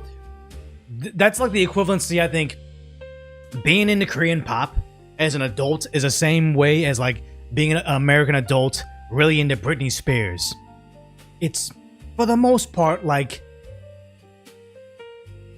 it's pop music, you know? It's for teeny boppers. Decoy losing credibility by admitting he was 90 Day Fiancé. Love your content. Just imagine if I was on that.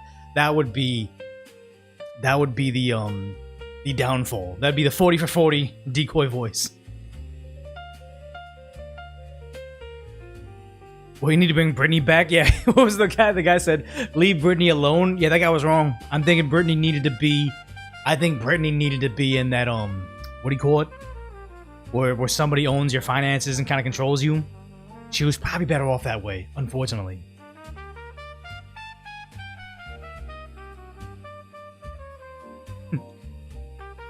It is very sad. Conservatorship, exactly, that's what it was. It's the conservatorship again, I don't know the most. I don't know the most about it, but yeah. She probably belonged in that, and then that's Hollywood training people. Like, what is it? Dave Chappelle talking about what they did to Martin Lawrence and how he went all crazy. That's why Dave Chappelle went to Africa. But then when Dave Chappelle came back from Africa, still a funny guy, still has some interesting insights. But again, he's completely detached from reality with some of the newer takes that he has. Again, he's always been liberal. I remember back like when Candace was just on the Daily Wire, Dave Chappelle would just go on rants against Candace Owens. But I'm like, I don't think he actually watches her. I think he just has a generic knowledge of her being a conservative and had his talking points against her detached from reality, because they would have like a lot of the same kind of core values, I would say. Like, it's kind of hard to see, but it's just like why certain things are happening to their ethnicity. But since he's gone away, come back as a multimillionaire, I think he's detached from average American stuff. Yeah, don't forget Saudi Arabia Comedy Night. I'll tell you right now. How do I insider knowledge this without outing any of my buddies? Living in LA, you know people in show business. There were a lot of very, very pro-LGBT famous musicians. I'm talking about top 3 female artists. Pro-LGBT, everything they do top to bottom. But the moment they can get a multi-million-dollar payday going to certain countries that would literally behead all of their dancers, they go there. They perform there. And they make their people go into hiding when they're there. Up, guys. Super messed up. How dare you go over here on your American tour, on your European tour, your Japan tour, and say, oh, pro this, love is love, love is love. Hey, guys. So we're going to go do this tour. It's gonna net me $10 million because these guys are like, these are oil barons. So when you get there, hide, because you might be punished severely if they catch you out there in public. So, mama's gotta have a payday, so this might end you, but I still gotta do it. It is, yeah, you say people, you heard the same thing. It's disgusting, but the sad part is like even the insiders in this, even the people in those communities that they're responsible for their product. I'm not trying to snitch on anybody. They will still support them top to bottom, and like when they're at an award show at the Grammys, oh my god, she said the positive thing for our movement. I can't believe her represented. It's like, no, she's not representing your community if she's putting you guys in harm's way. If she's taking money from people from a society that would do horrendous things to you, they don't really mean that. You're a prop for their millions. It's disgusting, and yet they're too stupid to realize it's happening to them. And it's not the only aspect of that. Like, what was it? I how do I again not out people? But it was just the whole thing where people saying, you can't play R. Kelly at this event, but we're gonna let Chris Brown come through and he's gonna perform here. And I'm like, the fuck you mean? R. Kelly's the line? Like, yeah, R. Kelly's a terrible person. Chris Brown's a terrible person. How do you mean to say that this one's okay, but that one's not because you guys are so virtuous? It's like, no, because he's a has-been and Chris Brown's still hot. You want the top 5 R&B star at your event. He can do whatever he wants to women. There can be evidence of it. We would have all been clutching our pearls about it and how he's a terrible person. But no, man, if it's gonna up the profile of my party, let him do whatever he wants. Scumbags, every single one of them, top to bottom. Yeah. Yeah, they're all bad influences. But here's the thing: R. Kelly, Chris Brown, P. Diddy. I don't know why, but you know what my jam is? P. Diddy, the Godzilla soundtrack. Come with me. It's not available. Like I think Spotify, Apple Music. It's all gone. You gotta listen to it on YouTube. That's a banger to me. R. Kelly remix to Ignition. He is a terrible person. I don't want to give him a dime. But like the meme is, if you're at a club and they play remix to Ignition, you're getting up. You're gonna dance to it. It's terrible. But again, I'm not the most virtuous person. I can't be canceled for this stuff. Because I'm a terrible person. I'm a scumbag. I'm a degenerate gambler. Whatever. Like, none of us here are without sin, I guess. Hot and fresh out the kitchen. I Believe I Can Fly was not a good song. What was the Closet series? It was like part 1 through 9. I think I was too young for it at the time, but all garbage music, guys. Terrible, terrible, all of it.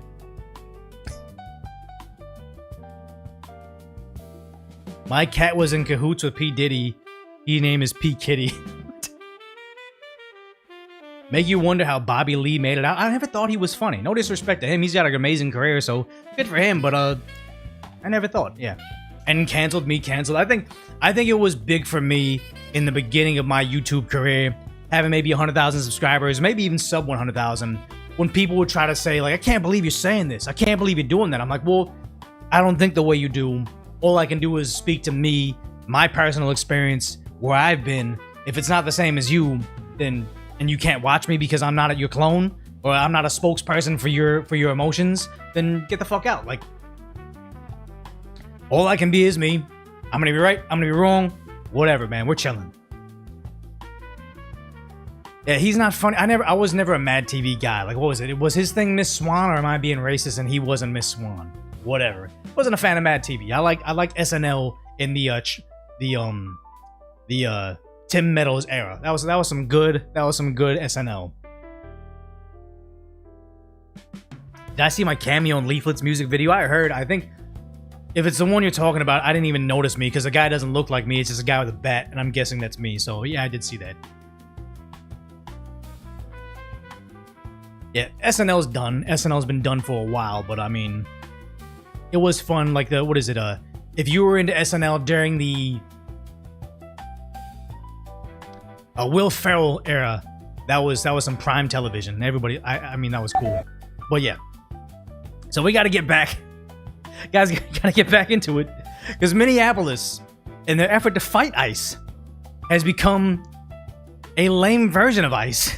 This Minneapolis blockade, like I can't believe, guys. This is the real world. This is the real world we live in right now.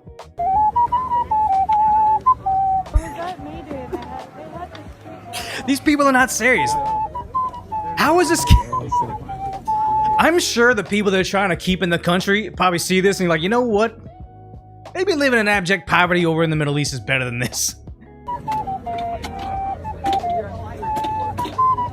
Is this an ocarina? This is a video game instrument. God damn it. Sometimes I hate it here. I hate it here. Ice out. I'm not a mega athlete, but that was probably one of the worst throws I've seen in a while. But yeah, so they built this area, but they don't even know the irony of what they've done over in Minnesota, where they're out there trying to fight ICE because ICE asked for your identification. They asked for your ID. They want to know if you are allowed to be in this area. And in their efforts to fight that, they've reinvented it for themselves. We are literally creating a place that we know who's coming and going in and out of our neighborhoods. ICE is trying to figure out who's in our country, who's coming and going in our neighborhood. So we're going to fight that by doing the same thing. We are literally creating a place that we know who's coming and going in and out of our neighborhoods. In the middle of the road at 32nd and Cedar Avenue, a makeshift roadblock turned this intersection. A makeshift roadblock. This is very dangerous for everybody involved. And they're just allowing this to happen. Minneapolis is going, or I'm sorry, yeah, Minnesota done for on an effort to protect their fraudsters. It is sickening. Into a roundabout. Cars slowed as drivers noticed, some honked, others asked questions, and one man brought food for the people standing watch. Hi, sir. Thank you so much. How did it make you feel just seeing a community checkpoint in your neighborhood? Well, you know, it felt fine.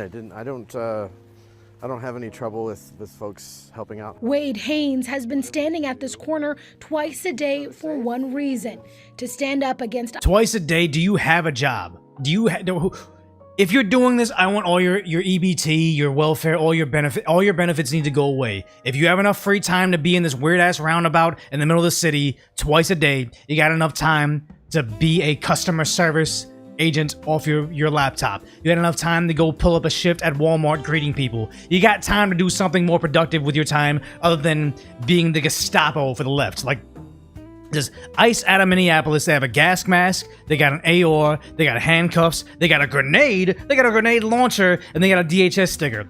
They really think they're this revolution, they're gonna be fighting everybody, and then they build this crappy little cardboard monstrosity in the middle of the intersection.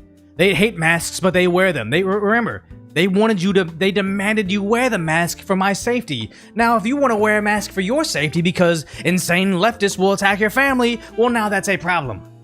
ICE activity and keep his community safe. He chose this corner. Others chose this intersection. It's kind of inspiring. It's like, wow, okay.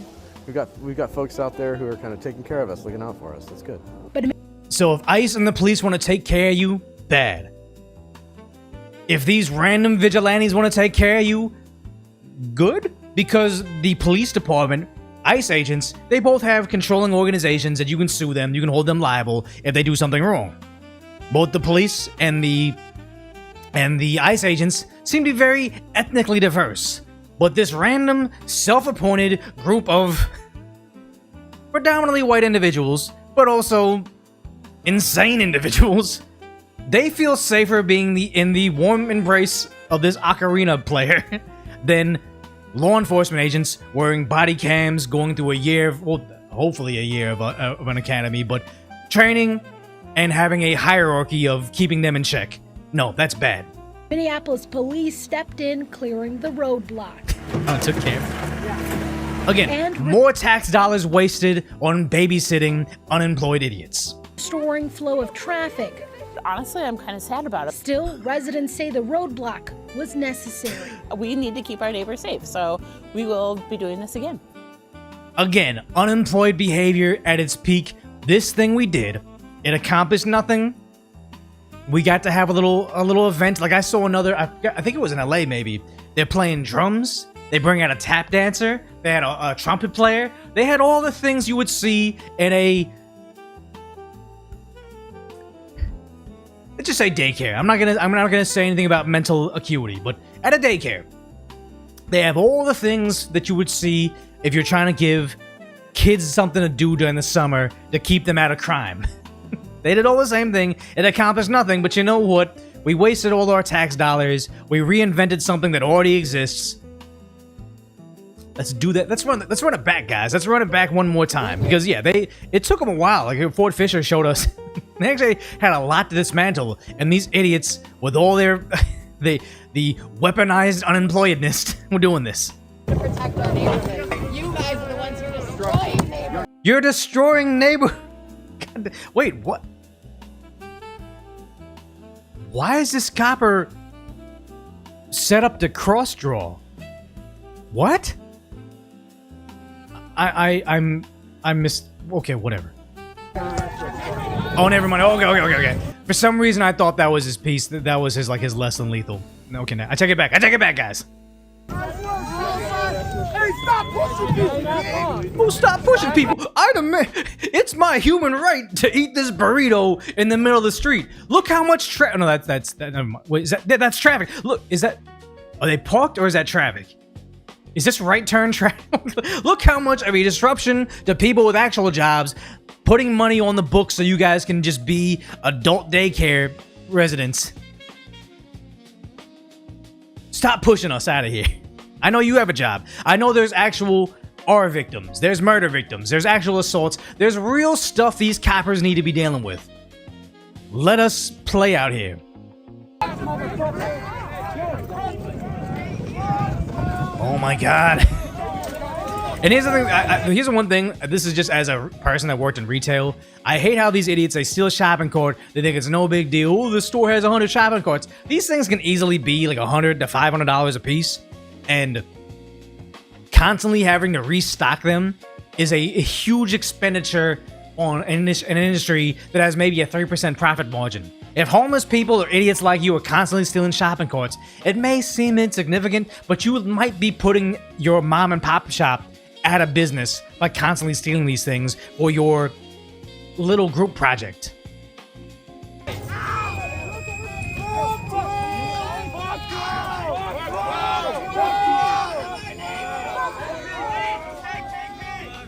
peace and coffee. Is this that is a very professional camera setup. This has to be financed. Yeah, you have probably 4 squad cars, maybe like 6 officers out there, all dealing with your mess because you want to accomplish nothing. They're all the same. MPD, KKK. You guys had a song. They're all the same. KKK, ICE. Why you doing all the same? Have a spine, bro. Have a spine. You don't gotta do it. Or you pretend you gotta do it. Please handcuff yourself to this couch. Please do it.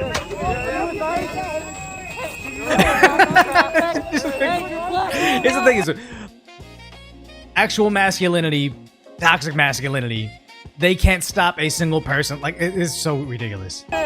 These things are stupid, yes. The adult daycare.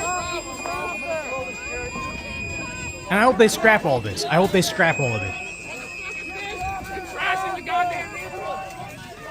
That's also a very expensive camera that guy has. Stop, that's Grandpa's recliner, yes. Yeah, he folded very quickly. Yeah, they want to act hard, but they actually can't. Like, this guy probably has 5 inches and he kind of seems frail, but he has 5 people on his back. Again, if they can't stop a single officer from stealing Grandpa's recliner, they can't stop an ICE agent from making an arrest. This is ridiculous. But yeah. What is this? Sunrise Movement in Minneapolis admits that their missions do obstruct ICE. This needs to be stopped. It's very organized, it's very financed, and these people need to be behind doors because this is... I don't want to be too, like, hyperbolic, but it seems like this is a genuine insurgency. About living in the Twin Cities over the past couple of months has been spending time outside, worried that this might be the moment that ICE decides to target me. But also, I've actually spent time with Twin Cities residents and watched them fight for our communities. You have your group of activists that all agree with you. I would like to see you go to, like, a construction site. I would like to see you go to any event where you have lots of blue-collar workers, or you like to go to an event where it's like people that have office jobs. Not somewhere that's going to be a hotbed of liberal activists, and see, do they like it when you block their journey to work to accomplish your hard efforts of stopping 0 deportations? Do they care, or is this because you live in a bubble on Reddit? Stand up for their neighbors, and I am in awe every single day. Besides the ever-growing protests, the Sunrise Movement in the Twin Cities has a strategy that's been working exceptionally well. Has it gotten 2 people killed? Because if the answer is yes, that's not exceptionally well, unless that was the purpose. Fucking ghouls. We're doing the sexy stuff. We're targeting logistics. The Twin Cities Sunrise Hub knew that the best way to support all these amazing activists was to take their defensive strategies and add at least one offensive one on top. Going on the offense against our federal agents makes me feel like you guys are insurgents. You need to be put in prison. We have to make sure we block every single way ICE moves around this city. ICE needs cars to get around. They need hotels to sleep in. And we know for damn sure no one is letting them crash on their couch. And here's the thing is, how many times have they mistakenly targeted the wrong people? They were yelling at the guys, there's white or blue-collar workers, masculine males at a hotel, and they're like playing their drums and their trumpets and yelling at them, and they come out there and they say, guys, we're the pipe fitters union. We're at a conference. They say, how come you're out here and you're yelling at us then if you're not ICE? It's like, yeah, because you guys are playing trumpets and we're trying to sleep. Or the guy that was a TSA employee over in, was it like Monrovia? Somewhere near like Long Beach in LA. These were TSA employees. I think they were air marshals. And they say, do you guys work for Homeland Security? And they're like, yeah, we are a branch of it. They confirmed it. They're ICE. Get them. They're all shouting at them. They're bringing a whole bunch of cars out, tying up police resources. I think both the local PD and the county sheriffs had to respond to manage the crowd. We are fighting their logistics. It's like it's just TSA employees at essentially a company dinner, at a birthday party or whatever it is. Because they saw male masculinity and they're like, oh man, they must be ICE agents. Again, they have their signal chats. They have their good intentions in their mind. But what they don't have is intelligence. And not necessarily intelligence like how smart they are, but actual intelligence, actual knowledge of what they're doing.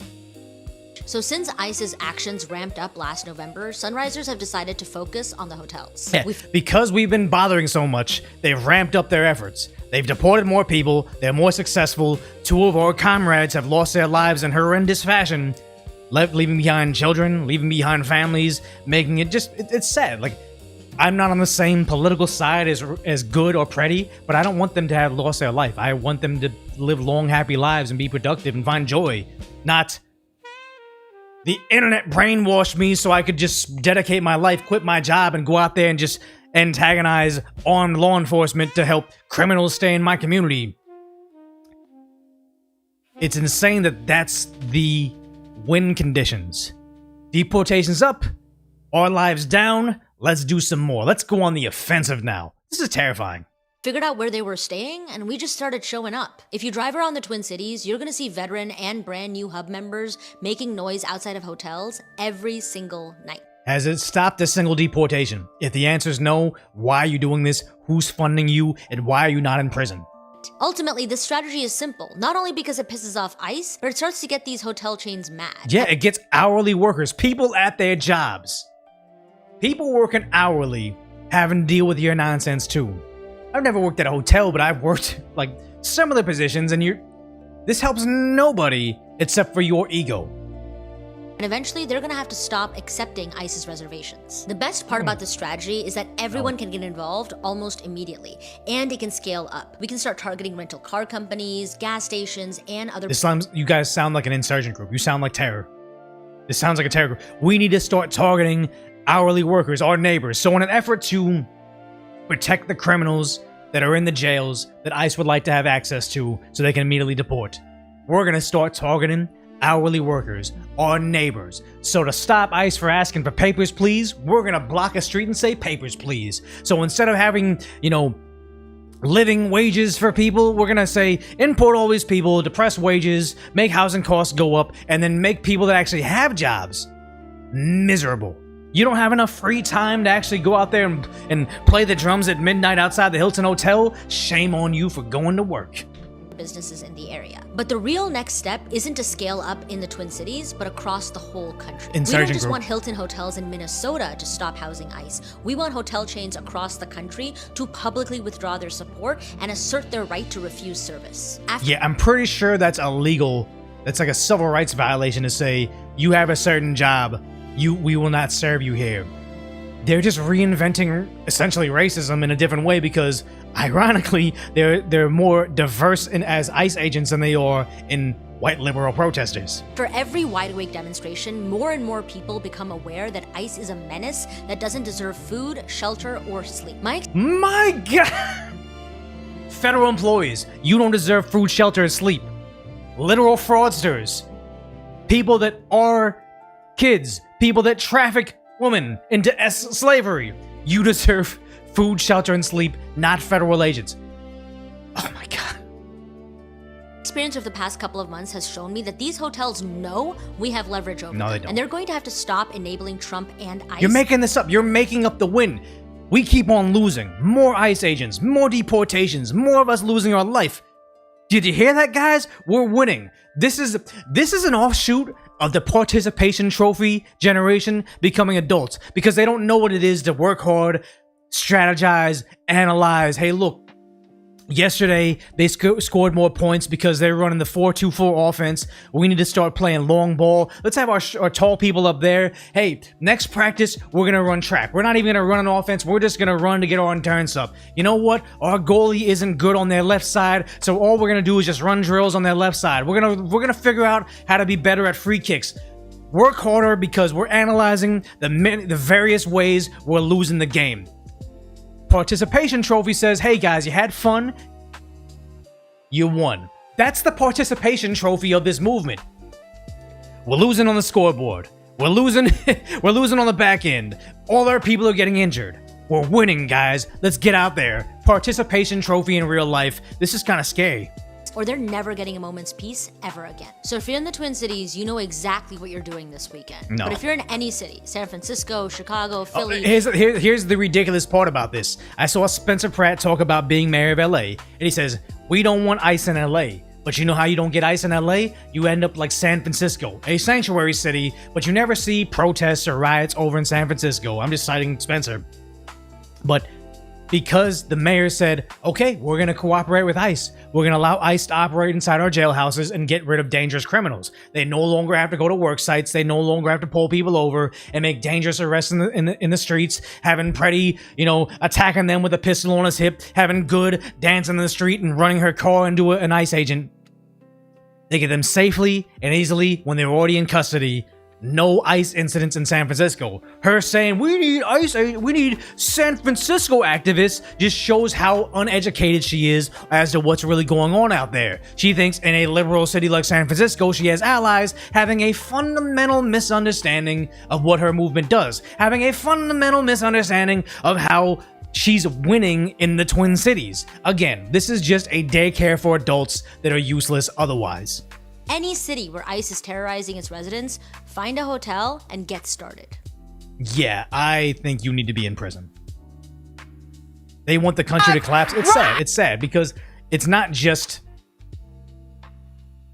useless adults. Like, what is this from Wall Street Apes showing? This is the head of the largest teachers union at their leadership summit. They are trying to, deputize, but they're trying to make your children into activists because you trusted the public school system to educate your kids on math and science and how to read, not how to get yourself ended in the street. Depending on us! Rise up! NEA! Hold on! Don't let go! Anybody this emotional cannot be at the helm of anything. If you're run by your emotions, you cannot be objective about something. I've oftentimes said this to friends, and I don't feel good about this is the way I phrase it, but it's the easiest way to get them to understand is, yeah, she seems stable. You cannot be led by a hysterical woman. Not against women, but if you have someone that is just bawling their eyes out and crying and screaming, again, a man can be acting like a hysterical woman as well.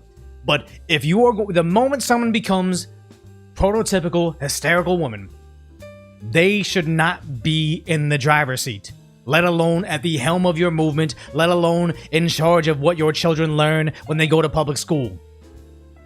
This is a problem, and the faster we address this, the faster we can keep the kids safe. Of anyone's hand! Two problems.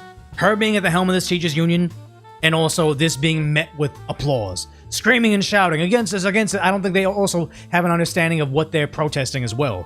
But the sad part is, you have this at a middle school where the kids are out there on the street protesting. They got a security guard. It looks like there's a police resource officer, but they're not angry at the idea that the kids aren't learning. I really want to know the graduation rate and the reading proficiency rate of these schools that have all this seemingly endless amounts of free time to protest on behalf of a movement that the kids have almost zero understanding of. They're not angry at this, they're angry at them recording.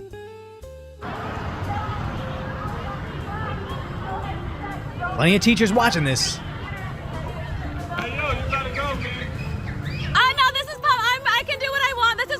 Public property, record it. Yeah. Why are you yelling at the parents recording and not getting the kids back in class? That's what the tax dollars go to, educating them. China's eating our lunch every single fucking day of the week. Those kids know science, they know math, they know everything. Our kids are stunted. What is it, that one school that has 0% proficiency rating? The Stockton High School, 1/3 of them graduate with knowing math? You're yelling at the wrong one. Shouldn't they be in school? According to the I know. I'm not trying to hear all that. I'm an activist. Be in school. Do the parents know that they're out here? They do not. You can talk to admin about that, but right now you got to clear the scene so these kids can be safe, okay? So the kids can be safe. They don't look too safe to me. You can get. And here's a problem. You know why they're mad about it? Because they're complicit. Because they are now responsible for this. They could have feigned that they don't know, but now you see their faces in 4K. Hey, if one of these kids gets run over, it's no longer the teacher can say, hey, we couldn't stop them from leaving campus. They're free to go, which they aren't. I don't understand that. Truant officers are a thing. But yeah, safe against what? Against what? I don't know. But the sad part is, should one of these kids unfortunately get hit by a car, Should one of these kids get in a fight with another one, non-school grounds, because then they can't check to see if they have weapons on them, one of the kids knifes up another one like they did in Los Angeles. Now you have all the teachers and probably the security guard's name of everybody that allowed it to happen and essentially encouraged it to happen because they were able to stop someone from recording, but not them from protesting.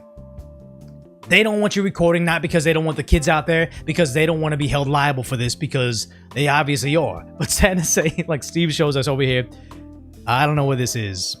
5 ABC? This is why the kids need to be in school. I heard the girl that got run over in, it wasn't Paris, it was in Nebraska. The girl that got run over, the teacher was upset, the parent was upset because even though this wasn't a teacher, a school endorsed activity, the kids were able to make the signs while in class. They gave them free study time to do it. And also heard from my niece that the kids are walking out to do the protests, so the teachers are saying, you know what, this is just going to be a free study time. We're not going to have a class. We're going to cancel the test. So it's that the teachers are making it so it's permissible for them to be out there. The idea that they're saying abolish ICE makes me think shut it down. The teachers union, public school system, shut it down. Let's start from scratch. Whatever money you would have paid in taxes that went to school, refund the kids. I mean, not the kids. Refund the parents. Refund me. The Leering Center teaching the kids to abolish ICE. Shut it down, guys. Shut it down. It's not working. What I've done is... But problem is, top to bottom, teachers are failing, teachers unions are failing, and even the mayor is failing. Chicago Contrarian showing even the mayor, just like what do you have, Governor Gavin Newsom out there saying we're passing a bill that says ICE agents can't wear masks. But also LAPD comes out and says, we can't enforce that shit. There's nothing we can do about it. So they know it's useless. And now even the mayor is saying, all the stuff we do, it's useless. It's just to make it look like I'm doing something with my time, other than probably taking bribes on the back end. I've given some real clear directions that local law enforcement will not only collect evidence, preserve it, and it ultimately creates a pathway for accountability, because clearly we're not getting that level of accountability from the... They want to sue ICE agents later on, build some sort of database about how they're doing criminal activity. It's ridiculous. There's a supremacy clause. The feds can do what they want. But he keeps on talking about this as his way to fight ICE, and then admits it really does nothing. Federal government. Mr. Mayor, the Cook County State's Attorney's Office has pushed back against your ICE executive order. And this is from the Chicago Tribune yesterday. In a memo sent to employees on Friday, the policy chief for Cook County State's Attorney Eileen O'Neill Burke said the city's ICE on notice executive order compromises potential prosecutions of federal agents by politicizing the investigations. Do you have a reaction to that?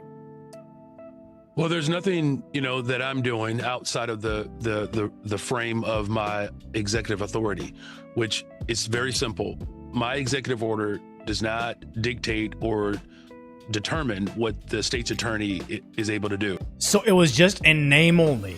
It doesn't accomplish anything. Thanks to Bimmy Fuchs for the Prime sub. Doesn't accomplish anything, but you know what? I have this order. It's called the ICE on notice order. We're putting them on notice. It's just virtue signaling on a political scale. It's really sad because it hasn't resulted in any stopping of deportations, and now they're getting heavy-handed with the arrest. Like Scooter Caster from Freedom News showing us in Minneapolis outside the Whipple building. It looks like they're taking the gloves off, because I don't think this is... Are these federal agents? I don't think these are federal agents. I think these are local state coppers. Or, I'm sorry, local city coppers. Yeah, no, state patrol. You are under arrest. Be seated where you are and follow the directions of officers. And this was after they used the LRAD device on test mode on them. You can't stop, drop, and roll against a...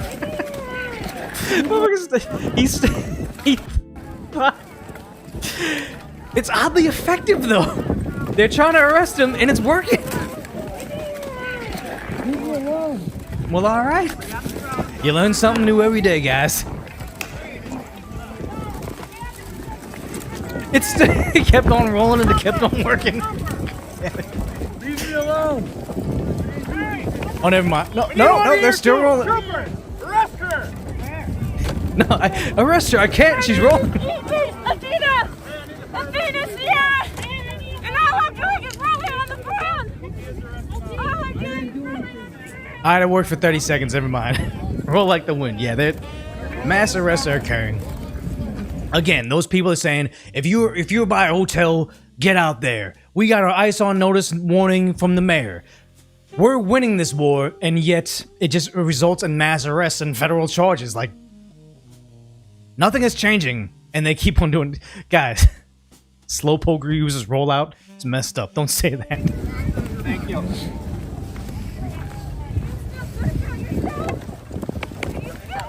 Yeah. And here's the thing: is they could have done this at any point. They could have done this day one of the protests. But unfortunately, Governor Walz, I think he wanted this. I think he wanted the deflection. They were trying to see if this would cause them to back out. Trying to have a smokescreen for all the fraud occurring over there.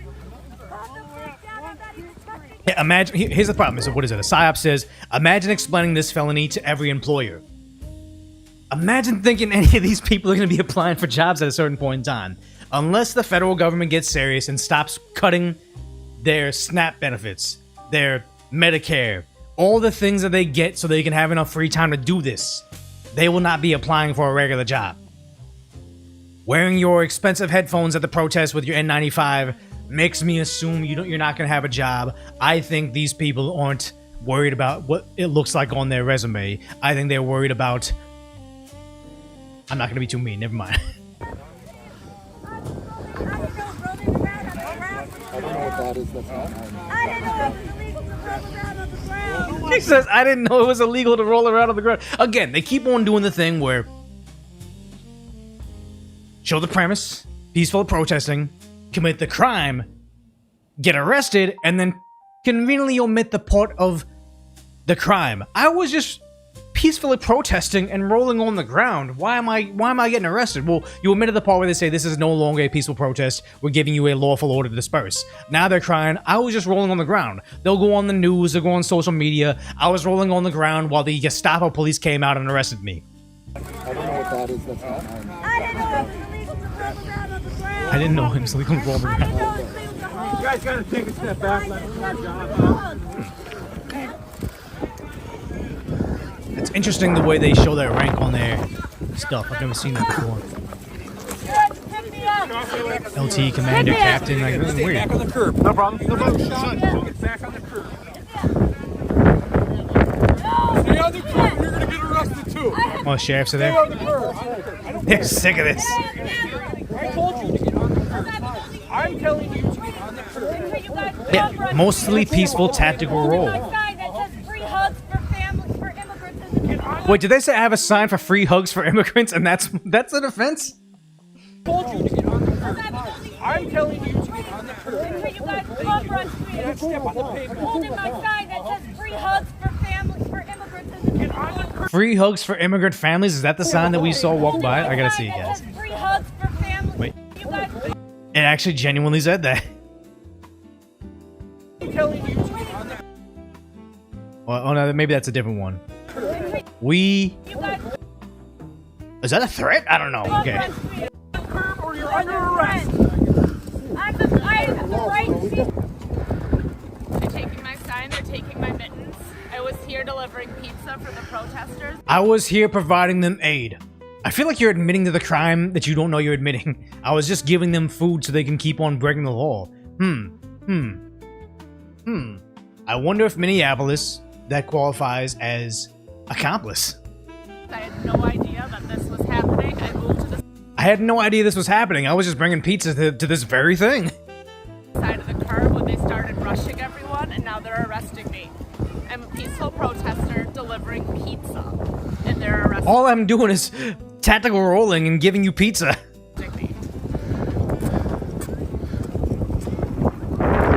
Yeah, well, I mean, great coverage. Scooter Cast always doing good stuff over there, but sad to say is, what is Maze, excellent follow. If you're not following Maze more over on Twitter, you're missing out. But always finding good stuff, gems from before. But it's saying the entire platform the Democrat Party explained about in 15 seconds. No true words have been spoken. So to all the young people out there, as well as those of you who consider yourselves young at heart, I want you to stay angry. I want you to stay frustrated. I want you to be emotional, because being emotionally manipulated makes you easier to control. Makes you easier for me to turn you into our brown shirts to go out there in the streets and get arrested doing your tactical role. We can't get you to face off with the police unless you're more emotional than you are educated. The idea that he went out there and says, I want you to be angry, I want you to be emotional. If you're young or young at heart, if you have the spirit of protest in your heart, we need you on the streets putting yourselves in harm's way. If Good or Pretty wasn't emotional about this movement and tragically misinformed as to why they were out there, they wouldn't have lost their life. The idea that this has become their official stance on this is kind of tragic in my opinion, because it's by design. This wasn't an accident that they got all riled up and they decided to be in the streets and get arrested en masse, and even over in Italy firing fireworks at their riot police over there. They get there because they know the strategy is filter them out like Nigerian fraudsters, only target the low information, easy to manipulate people, find predominantly hysterical women to be on your front lines, and then get them to target now the kids in school. Pretty much brainwash them with propaganda that ICE is bad, bro. They're not the thing. Like, that's what they were saying in that last video we covered on Decoy. They don't know what's going on. You get them emotional. You get them thinking they're on the right side. And it's easily to manipulate them into becoming your useful idiots that are going to be these sacrificial lambs for your movement. And it's disgusting. The new Red Guard, yeah. Yeah, then they turn around and have the goal to say, or to tell conservatives, turn the temperature down. Yeah, this is all by design. It's rile them up, fight, poke the bear, hold still while I'm punching you, and when they get punched back, how did you know they're punching people? Did you know that we're in fights now? This is like Nazi Germany. It's crazy how they've gotten to this point, but when they're emotional, hysterical woman, you can't get to them anymore. And again, I'm not saying just women only. I'm saying men are like this too. Very, very toxic masculinities out there where they learn this and they become equally hysterical, throw out logic, throw out who actually are the victims, and think, I'm going to help society by dismantling all semblance of order and laws because I got emotional.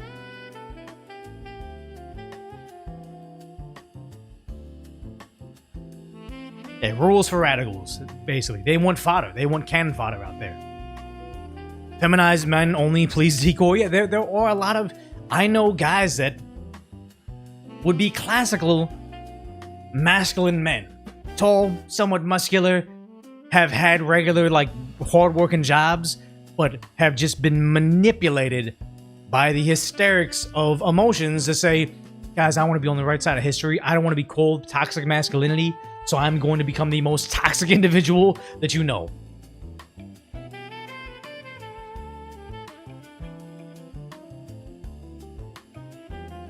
Yeah, toxic masculinity, toxic femininity. I think that what they call toxic masculinity is just conservative values. A guy that is into hard labor, being the head of the household, providing, trying to keep his family safe. They call that toxic, but the real toxic masculinity to me is when they kind of try to become, predatory feminists, where they're like a wolf in sheep's clothing. They want to pretend they support all women's rights, but it's like they're the most predatory of them all because they don't tell you on the surface what they want. They try to slink their way in the back door of like, oh yeah, I'm one of you guys. I believe in women's rights, and then they oftentimes turn out to be like the most abusive of all.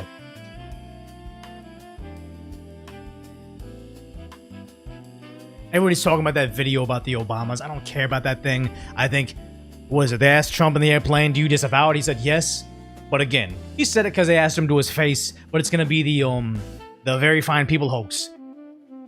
Every single time they ask him to denounce it, they're just waiting for him to phrase it in a way that he's not denouncing it correctly. He's not going to win with the left. Don't even play that game. Just be like, I didn't see it. I don't care. If it was racist, I'm sorry. Move on. I got a country to run.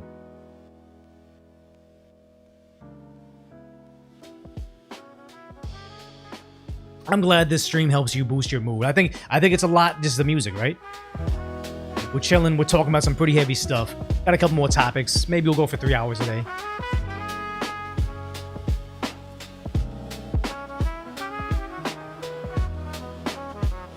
Yeah.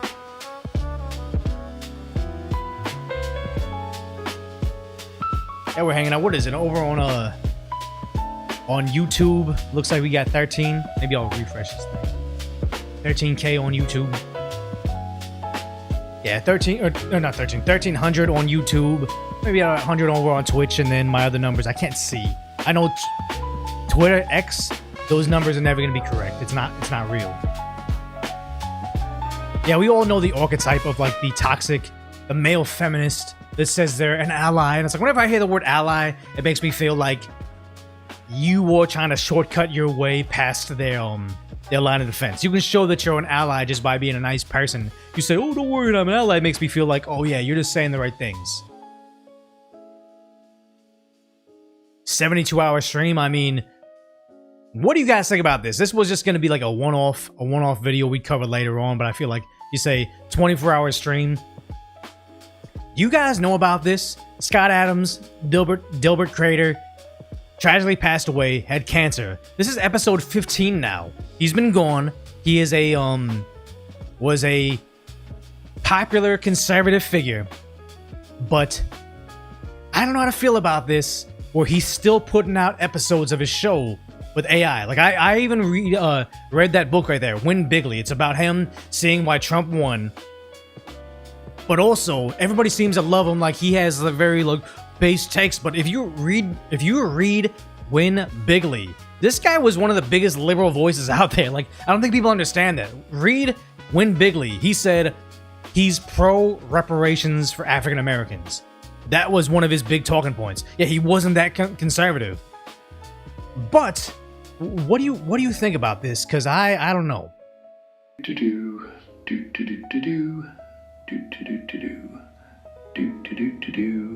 A dead man through AI singing. I don't know, guys. Good morning, you brilliant assembly of truth-seeking contrarians. The state is, so you say the state is suing you to get it taken down. I think at some point in time he had said he wanted his AI. He gave them permission, and later said, "I don't want to give permission." It is weird. Like this is almost as bad as the one guy that got murdered, and then his family used an AI filter to say, I want to forgive my murderer with AI face. And the judge was like, wow, that's a very touching message. I'm sure the family will take that into account. It's like his life meant nothing, right? I kind of feel weird about the idea. I think it was H Bomber guy. He's a very big lefty, but I still enjoy his content. H Bomber guy said he made this video and this is now, but in 10 years from now, you can hear me from when I was 25 or how old he was. And he says, when I'm gone, you can still go back to this video and I'm going to be alive in this video. I have a weird thing to put that around my head where it's like, if I never meet my great-grandchildren, they can go back and they can know me. Like, I don't really know my great-grandparents at all. Actually, I don't. That's a whole nother orphanage story, but don't know great-grandparents, right? I have no way of knowing who they were, how they were, what their antics are. Like a decoy voice or decoy video, that's very scripted, it's very controlled. Just like when Kamala Harris didn't want to go on Joe Rogan's podcast, because once you get 2 hours into a podcast, the scripted lines go away. You kind of know me for who I really am. We get in deep water, we're 2 hours in, this is just me, you can't mask it, it's just, you know, you're getting a genuine input on this. My great-grandkids want to know who great-grandpa Decoy was. They can watch this, and they know exactly who I was as a person. This is not it. This is, I don't know, man. This isn't him. This is what a ChatGPT, very easy, or maybe some LLM, some very easy to manipulate source is saying on his behalf. I don't know. Start leaving clues to treasure in each video. I should do that. Caffeine-fueled contrarians, except for you. Here's the thing. You said, thank God Scott Adams found Jesus in the end, sold saved. But it almost seemed like his last message was just him hedging the bet, saying, he said something to the effect of he wasn't religious, but he's hedging his bet. If there is a Jesus, he wants to be on the right side of it. I don't know about that. I don't know. YouTube, obviously. They're still it's kind of dark, right? Sulking in their own algorithmic dungeon. Welcome to the blazing core of unfiltered reasoning. So he's not talking to the mic, but it's still there. It's just a loop. I don't know, man. I don't know. One spot where razor sharp insight, strong...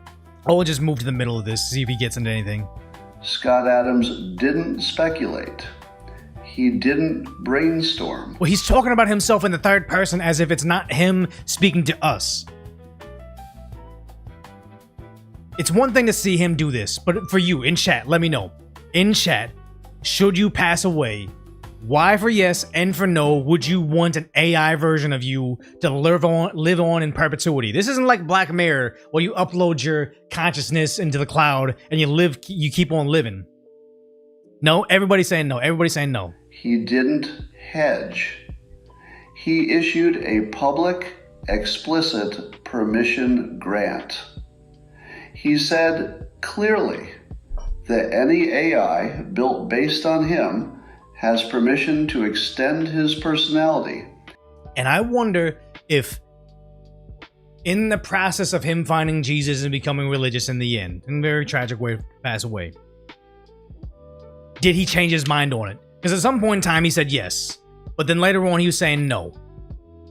I wonder if religion had something to play in that. Including saying things he never said, so long as they are compatible with what he might have said. That. And listen, I'm changing my mind all the time. 20-year-old Decoy has very different insights than 30-year-old Decoy. I'm sure 40-year-old and 50-year-old and all the different iterations of me are going to be vastly different. Should new information come in, I'd probably think differently on things. I might become a filthy liberal by my 40th birthday. Who knows? But the AI is never going to be able to do it because it's not human. I don't like this at all. But you guys are saying no? That language matters. Words matter. That permission was explicit, broad, unconditional, not platform limited, not time limited. If some sicko ever does this to me and I don't want this done to me, I'm telling you right now, I'm explicitly saying don't AI Decoy in the future. But if you do, at least make me yoked, make me handsome, yeah, this looks like he has perfect straight white teeth. I don't remember if Dilbert had it or not, but if you're gonna make an AI zombified version of me, make me like this yoked K-pop star with like an immaculate hairline. Don't make the old version of me. Make me better. Yeah, this AI is messed up. It's not good whatsoever. Like I'm very uncomfortable even seeing this, but I'm glad everybody, I don't think I saw a single yes in chat. Nobody wants this done to themselves.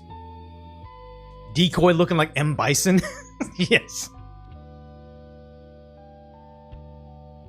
I already am a Chad. Thank you, guys. I needed that boost of self-esteem. You're saying hairline good? No, guys, it's bad. Well, maybe it's because I have harsh light coming directly from above me, but I've seen better days, guys. Seen better days. If one day I come in with like long, luscious locks and good hair, just know it's a wig. I don't think I'll ever do the what do you call it? The Turkey hair implant, where like, you know, whenever you see a celebrity get a buzz cut, it's not because they're trying to be hip and fresh, it's because they're going to Turkey to do some hair plugs. Which, what is that guy? A male model dude on YouTube. I used to watch him. He kind of got repetitive. Brett Maverick. Brett Maverick, he got himself the Turkey hair implant, Turkish hair implant. Looks phenomenal. I'm like, yeah, I think a hair implant, and I think Trump, where he always has to have it going down, or Biden, where it looks weird. Now, apparently there are some hair implants that are good, but if I'm not willing to do veneers, which I kind of need, I don't think I'm willing to do hair implants. Not bald yet. Musk has turkey hair here. He does, and that was the thing. It's like his glow up was money involved, and you know what? He looked good for it, so maybe not. And it's probably not even turkey hair. I know that I can go to Beverly Hills and get the same Turkish implant. It's just like 10x the price.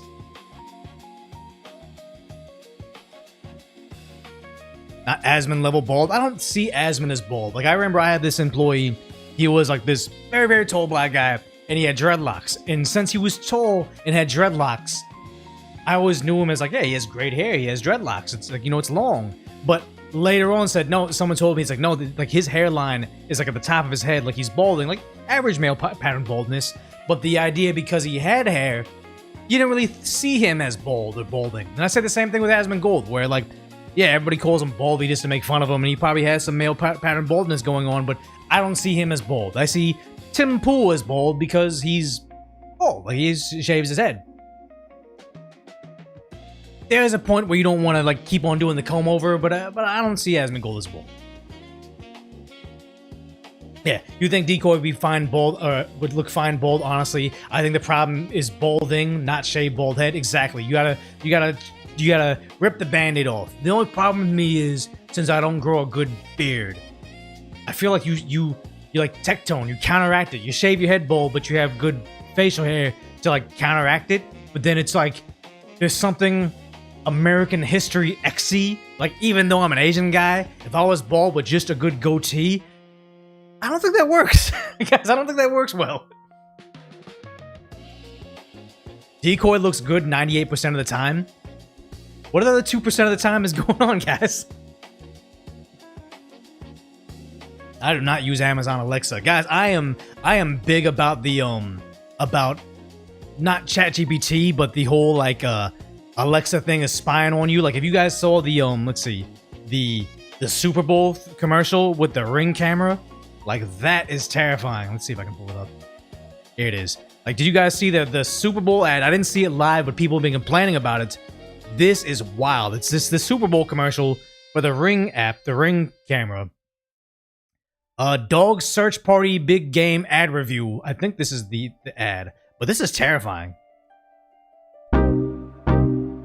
This is just somebody adding their own stuff. But every year, 10 million go missing. And the way we look for them hasn't changed in years. Until now. One post of a dog's photo in the Ring app starts outdoor cameras looking for a match. Search party. Yeah, no, guys, no. This is very Fahrenheit 451. If you're not old enough or young enough to read that book, it's basically when they say they're looking for a fugitive, everybody look out their window at the same time to look for this person. Yeah, smart TV's bad for spying. Yeah. Why is this doing it? And the problem is I even looked at it. It signs you up for it. You don't opt into this. You have to opt out of it manually. And it's really hidden within the app to do it. Ring uses AI to help families find lost dogs. Since launch, more than guys, a lost dog! The kid, she's so happy we found the lost dog. Oh, warm and fuzzy puppy feeling inside. Not the idea, hey, we're really worried about mass surveillance? How about we make you purchase something that's supposed to have it so you can, have funny videos if you slip on ice going to your car, or, you know, the UPS man dropping off a package for you and seeing if someone stole it. And also now it's for puppies. It's for puppies if you lost your doggy. Isn't this sweet? Not mass surveillance on everybody, whether you like it or not. Dog a Day has been reunited with their family. Be a hero in your neighborhood with Search Party. Be a hero. Be a snitch on every little thing that happens. Ring, aka Ring is Amazon, right? I don't want to misconnect this. Is Ring Amazon? Yeah. Skynet is born from searching from a dog. Exactly. Oh, Fahrenheit 451 also had interactive reality TV walls. I don't think we're gonna have interactive TV walls. I think we had the Meta glasses. I tried that stuff. Very, very creepy. I was playing NFL football, and I was on the field. I was behind the line, the offensive line. I was looking at the audience. It was wild how realistic it was. Available to everyone for free right now. Join the neighborhood at ring.com. Yeah, I don't know. Rings has aired its the wait, no, so this is a guy talking about it. Yeah, this is a Ring ad. Obviously all the comments are people upset about this, but honestly, this is terrifying to me. Like, Big Brother is watching. No, I see that chat. I see you guys over there. I see all the chats. It's just on the screen. It's displaying YouTube and Twitch. Yeah, hard pass, but I know for a fact it was hard for me to figure out how people were saying, "Oh, this is how you disable your Ring app. This is how you disable this from spying on you." My parents, I'm almost certain they have the ring. Actually, I'm pretty certain they are. Even my older brother, who's not that much older than me, I don't think he's technologically savvy enough, and it's no slight on him, but I don't think he's technologically savvy enough to know to disable it. They probably saw the commercial and thought, yay, puppies! We have a puppy, we don't want him to be lost, of course we'll leave this on her. We like this, not the idea that it's the beginning of the end. Because not only do you have to disable the puppy feature, you also have to disable the wildfire feature. If we know there's fires, then we're gonna put on all the cameras out there. Or turn on all the cameras. Yeah, 1984, the telescreens, or like the Batman Dark Knight, where they just turned on all the cell phones and they're able to see everything. Yeah, Bradbury didn't nail the specifics, but he did see the general pattern. I mean, the idea that he knew about seashell, where you can put the seashells in, you can hear whatever you want. It's like, those are AirPods. He knew about that way before. Convenience is a Trojan horse, it always is. We're helping you out with this thing. Cell phones, convenience. Obviously, I bring my spy device with me everywhere. I can talk about... Me talking about puppies and saying puppies near my cell phone this entire time, I wouldn't be surprised if I logged on to Instagram and saw an ad for puppy chow or puppy adoption, something like that, even though I don't own a dog. It was green bullets, not seashells? Oh, I didn't realize that. But still, something like that. Yeah, how about a porch pirate feature that informs the police and tracks them? How about a laser device that goes out there? Someone steals my package, it just tases them and keeps them there. How about dropping a net? I want mousetrap features with my Ring app. Give me that and maybe we'll talk. Not the, hey, spy on him all the time, every time.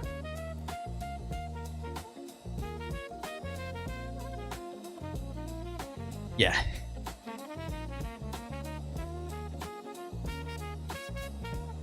Yeah, stuff you can say comes up as ads and reference. I've had baseball bat ads for weeks. That's crazy that it's picking that up. I just remember a long time ago. I'm not into traveling. I don't like airplanes. I don't like going stuff. I like being at home with my cat. I'm a weirdo, right? One of my employees came in talking about his trip to some country in the Middle East. I forgot what it was. He was like, yeah, I went on a trip. It was great. You would like it. And I'm like, I gotta share you. I would not like this trip he's talking about. Came home on my Facebook. Not even came home. Opened up my phone after the conversation. It said, visit Tel Aviv. Here's the hotels. Here's the airfare. And I'm like, I have no interest in traveling there, but you eavesdropped on my conversation off of my watch because my phone was in my drawer. I do that when I get to work. My Apple Watch picked up that conversation and started selling me ads. Yeah. Oh yeah, he was going to Dubai. Exactly. Well, Bite Deity, you are in the room with a conversation. Yeah, he was telling me about his trip to Dubai, how much he liked it, and then when I got to my cell phone, opened up Instagram, it's like, visit Tel Aviv, and I was like, yeah, sus. Again, it was weird. I had an employee a long time ago. Came from a very wealthy family, but I was able to hire him. He was like this big yoked guy. This is perfect for the security gig, but he didn't need the job. Yeah, you got busted, man. Eagle Eye. ChatGPT is gonna start doing ads too. I would always assume ChatGPT was gonna do ads. It was too much. People have been replacing Google search with AI. And at some point in time, someone's going to say, hey, I'm trying to sell the Decoy brand baseball bat. So whenever anybody asks ChatGPT about, what's the best baseball bat, how about I pay them $15,000 to recommend my bat the first? Sad.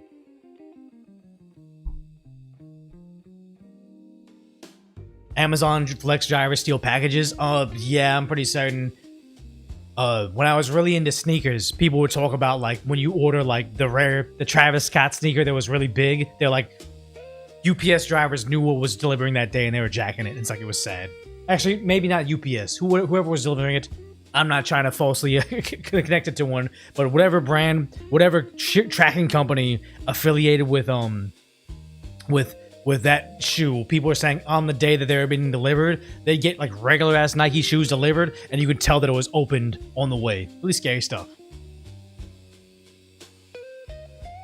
You keep your phone in a drawer in a different room when calling. I just need to learn how to like not be on my screen all the time. I should just put this in a drawer so I can just stick to working and like segmenting my life. I don't do good. Sounds like FedEx? Could be FedEx. That was FedEx? Okay. I know I had friends that worked at at UPS before, and they said they had a pretty good internal investigations team. Like, if they heard something weird about you, They straight up would tail UPS drivers to see what they're up to. Like the Goodfellas plot of the Lufthansa heist, except not over like several $1 million. It was over a sneaker. Again, that sneaker was cool, but it was crazy. People were risking their jobs and their livelihoods. A good job, like UPS delivery driver, is a high-paid, sought-after position. You got to work. You got to grind it out. You got to be a switcher. You got to be a loader. You got to do a lot of stuff to get the driver status at UPS. It's a good job, good career to have too. Over a pair of sneakers you could maybe sell for $1,000.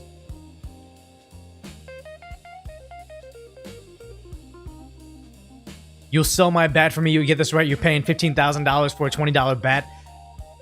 No, you're gonna give me $15,000 for this bat. I'm gonna buy it for $20. You say your uncle's a UPS driver and easily makes $200,000 a year. Isn't it sad that it's like I don't doubt that for a second. I knew someone that worked at UPS a long time ago. He left our job to do that, but I wouldn't be surprised if their rates have skyrocketed to 200K.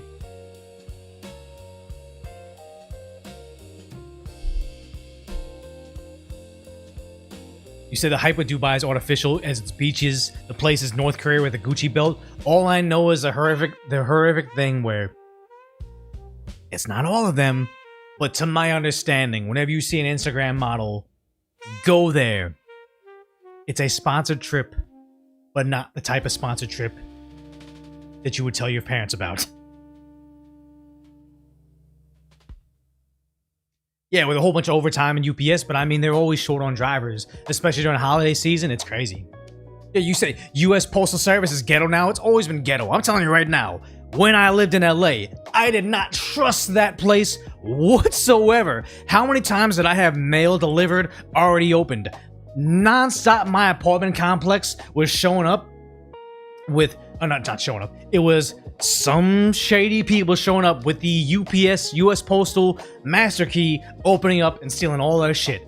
Happening all the time. Somebody was selling them master keys because it was constantly getting recorded. It was costing them all sorts of money. But the idea that whoever my post office delivery driver was, seeing something that looks like a credit card, would straight up just open it up, find nothing, and just put it in the mailbox. Who knows how much stuff would be stolen? I would reach out to the Postmaster General, and it's like, it's supposed to be a serious thing. They investigate. I have a feeling my complaints were never even acknowledged. My shit was always getting stolen.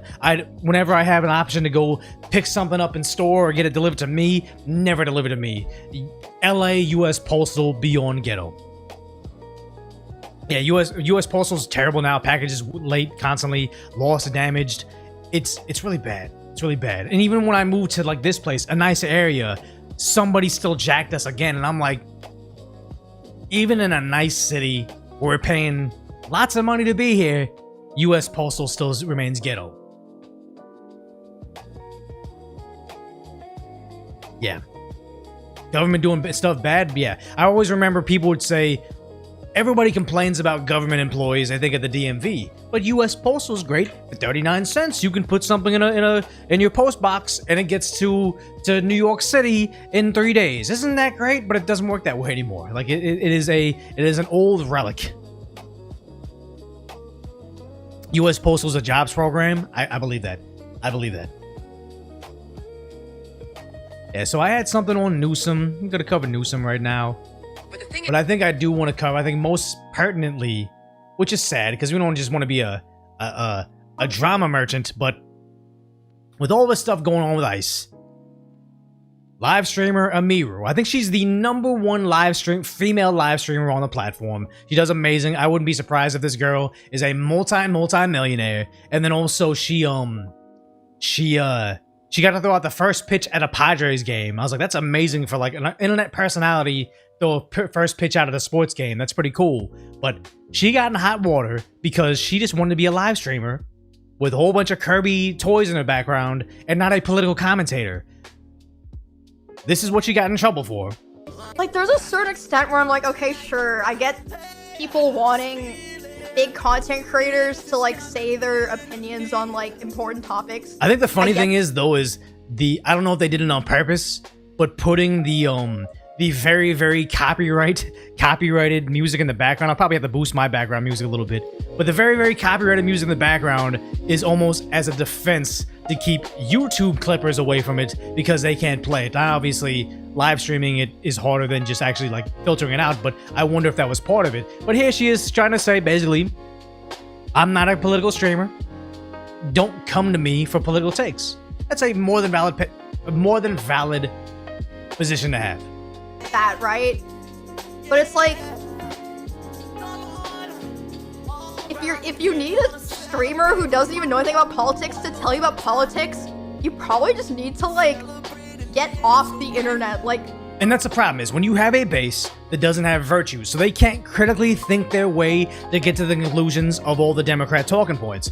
All they have is, here's your orders, parrot them, and your virtues and your values and your ethics are so paper thin, if not everybody you know top to bottom parrots those same words back to you, you freak out because you're like, wait a minute, do I really not think F ICE?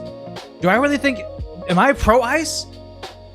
If Emiru doesn't think the same thing I do, and the Boston Celtics don't say the same thing I do, am I wrong? They're so fragile in their convictions that's why they need constant top to bottom propaganda. just stop. Like hello? Like, I don't, like, what? Like, how am I gonna, I don't know, get help? Like, exactly. He's like, oh yeah, get help. Don't listen to me. I don't need to be a spokesperson for your emotions. I don't need to parrot back everything you think. I'm just gonna be streamer girl. We're gonna react to stuff online. That's perfectly fine. Like, I've heard from other people on YouTube. We, like, you know, I talk to other guys, help them out with like thumbnails and content creation. I know vloggers, moderately successful ones with great businesses. They do great. They come to me and say, man, I wish I was more like you, bold, you know, spoke my mind about stuff, about the COVID, and just, you know, use my platform for good. And I'm like, no, not everybody needs to, like, I should be able to disconnect from the doom scrolling at Twitter and Reddit and Facebook and just come to you and watch you play basketball, watch you talk about fashion, whatever it may be. I just want to go to these people to shut up and dribble. There's nothing wrong with that. You don't need to cater to my fragile emotions and reinforce my convictions to make me feel better about myself. You can just be an entertainer. She just wants that, but apparently the internet wasn't cool with it. Like, the, what is it, YouTube drama from just today says, Emiru plays the fence-sitting card after being asked about her thoughts on ICE. And just everybody here is bashing her. They're going after Asmongold. They're going after Tectone. They're going after everybody because they're completely unable to hear something beyond their, what is they call it? The hug box. Everybody says the same thing. We're all feeling good about ourselves. Let's go protest. And when she says, hey, don't come to me for political takes, not even derogatory. I'm just a girl. I'm just here looking at memes and I'm playing video games. Nothing wrong with that. They essentially came for her head. Like, you have this other girl who's very irrelevant. She is an S worker, to my understanding. Not shaming them, but it's just kind of interesting how you have people taking shots at somebody at the top of the female streamer niche because they're not towing the party line. If you don't parrot everything I parrot, you're a bad person, and this is how I'm going to take you down. I'm going to tear you down from your high horse because you refuse to be a spokesperson for my emotions. Yeah, probably 90% bots and paid trolls. I 100% agree on that. But then she comes out with this long-ass message.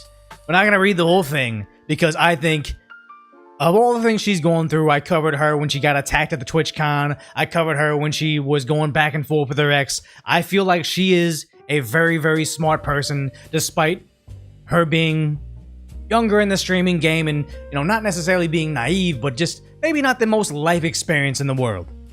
She's made the right business choice probably 98% of the time. She's pretty much on top of things. But this is a horrendous mistake in my opinion. So she says, it's rare I speak my mind. My apologies, this is long. Good God. The clip of me that's circulating, I want to explain it to anyone that's hurt or shocked by it. Here's the thing, it's her saying, if you need my opinion on something, get off the internet. You apologizing to the rabid mob doesn't do what you think it is. It's like when the clip starts, I was responding to someone talking about ICE, so they muted ICE. She didn't want to have a political commentary channel. She's trying to be. She can't get Verizon wireless ads. She can't do Red Bull sponsorships. She can't be the face of Twitch, because I'm getting the same thing right now. Cannot be the face of Twitch if she's a political commentator. Apparently, I can't be the front page of Twitch if I'm doing politics. Is that insider baseball? I don't know. Does that violate something? I don't know. I don't care. The simple fact that they will not do business with you if you're too political is her being smart. It's her just trying to say people want to come here for entertainment. They won't want to be political. She's trying to do the inverse of the NFL having Bad Bunny as the halftime show. Smart business decision to ban the word ICE from her chat. But she's saying, oh, I'm clarifying because people speculate about my real thoughts about ICE or whatever. About, it should go without saying, no one deserves to live their life in fear of being killed or being taken away from their homes or families, regardless of who's doing it, but especially not because ICE or any other government agency. I understand the world's cruel and a messed up place. You don't have to study politics or read the news. I don't want to invalidate anybody that struggles with an agency and an agency causing fear and suffering deserves zero support. To me, it's not political. It's basic human empathy. Never made comments about ICE. It's a dishonest and maliciously clipped post. So you know these are bad actors. You know these people are just trying to tear you down because they're jealous. Because that's the only reason you would go after somebody saying something. Milquetoast. Fence sitting. You wanted to force them into your group, or you cancel them because at some point you're jealous of their success. You're jealous that they essentially were at the fork in the road that Hassan had. He could have been the bro tuber, could have been the guy that talks about, the hooking up with girls, being the handsome, muscular dude, or he could become the snake, the champagne socialist. I always say the left-wing talking points. I'm gonna cater to this rabid mob, and I'm constantly on my heels trying to cater to these people. I sure wish I was just the non-partisan entertainer. I sure wish I was the I show speed, having a good time. Everybody says good things about me. I don't know, I'm just making stuff up. Pepsi ads, Coke ads, I get Verizon Wireless, Virgin Atlantic. I am the very, very easy to promote guy because comparatively unproblematic. They wish they were that, and they want to drag these people down if they're weak enough to get to that group. Yeah. Bramblepuff says, I want to support X, now support Y, or the mob will come for you. So she says, goes without saying, no one should live in fear. I'd want to bring this up. It's a traumatic and personal topic. I avoided it. I will never be friends with anybody that abuses anybody, assaults people, or consumes content that enables the abuse. I have no idea what this is in reference to. People say they're going after Asmongold the Tectone, but honestly, this is beyond my understanding of anybody's situation. But yeah, this is not a controversial take. You'll cut anybody off that involves the abuse of this. Good. This is unproblematic. I'm a creator that's good terms with people in Texas, LA, different bubbles. There are bad actors. Not naming these people. Jesus Christ, so there's bad people. I had no idea that she's in this group that she has to announce these horrendous actions. But the simple fact is, why does she have to acknowledge it at all? Cut them off in private, don't show them on stream. That should be good enough. So serious allegations, evidence have come out. Wow, that's crazy. Never interacting with these people for anything being involved in the streamer community over in Austin. I guess it's big. It's like Asmongold her.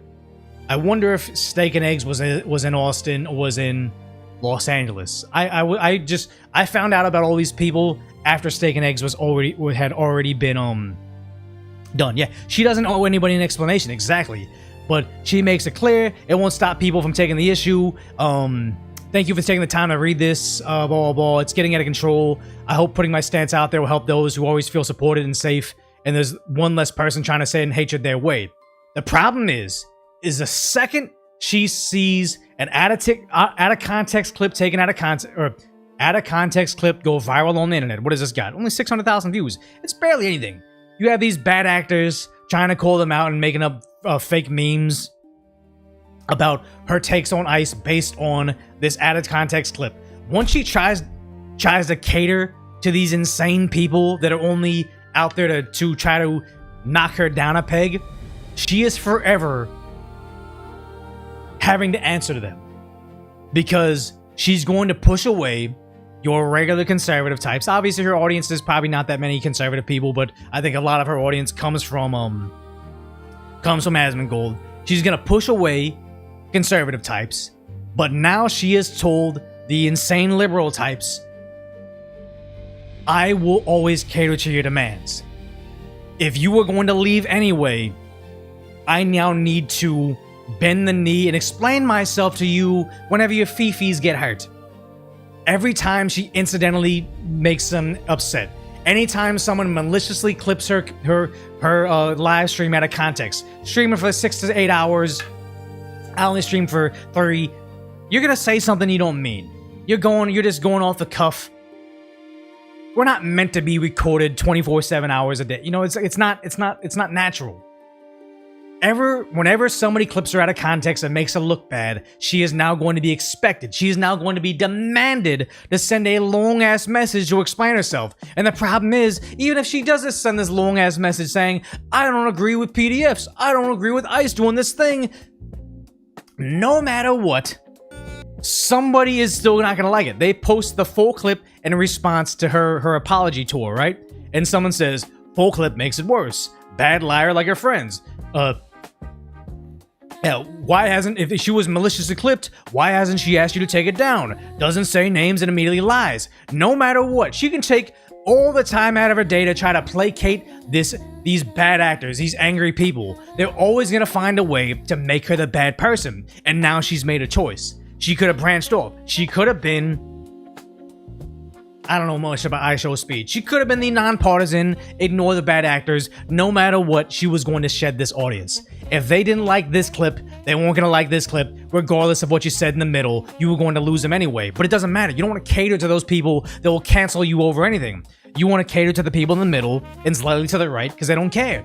But now that you've shed the people on the right and you've shed the people in the middle, you are always going to have to explain yourself to these people. And it's sad because they post a full clip. It seems like it's probably more explanatory as to why she said it, but now they're against her. They're always gonna come for her, and it's sad because you see this from, what is it, XQC. He's straight up saying, like, it's not fair because the malicious content will always go more viral than your genuine statement. Yo, Jack, I saw a post that had 120,000 likes, right? And it said, I can't even say what it said. Yo, it was just the weirdest shit about everyone. Bro, I don't get it. So this was the follow-up. But she said I would. Bro, okay, yo, the post said it.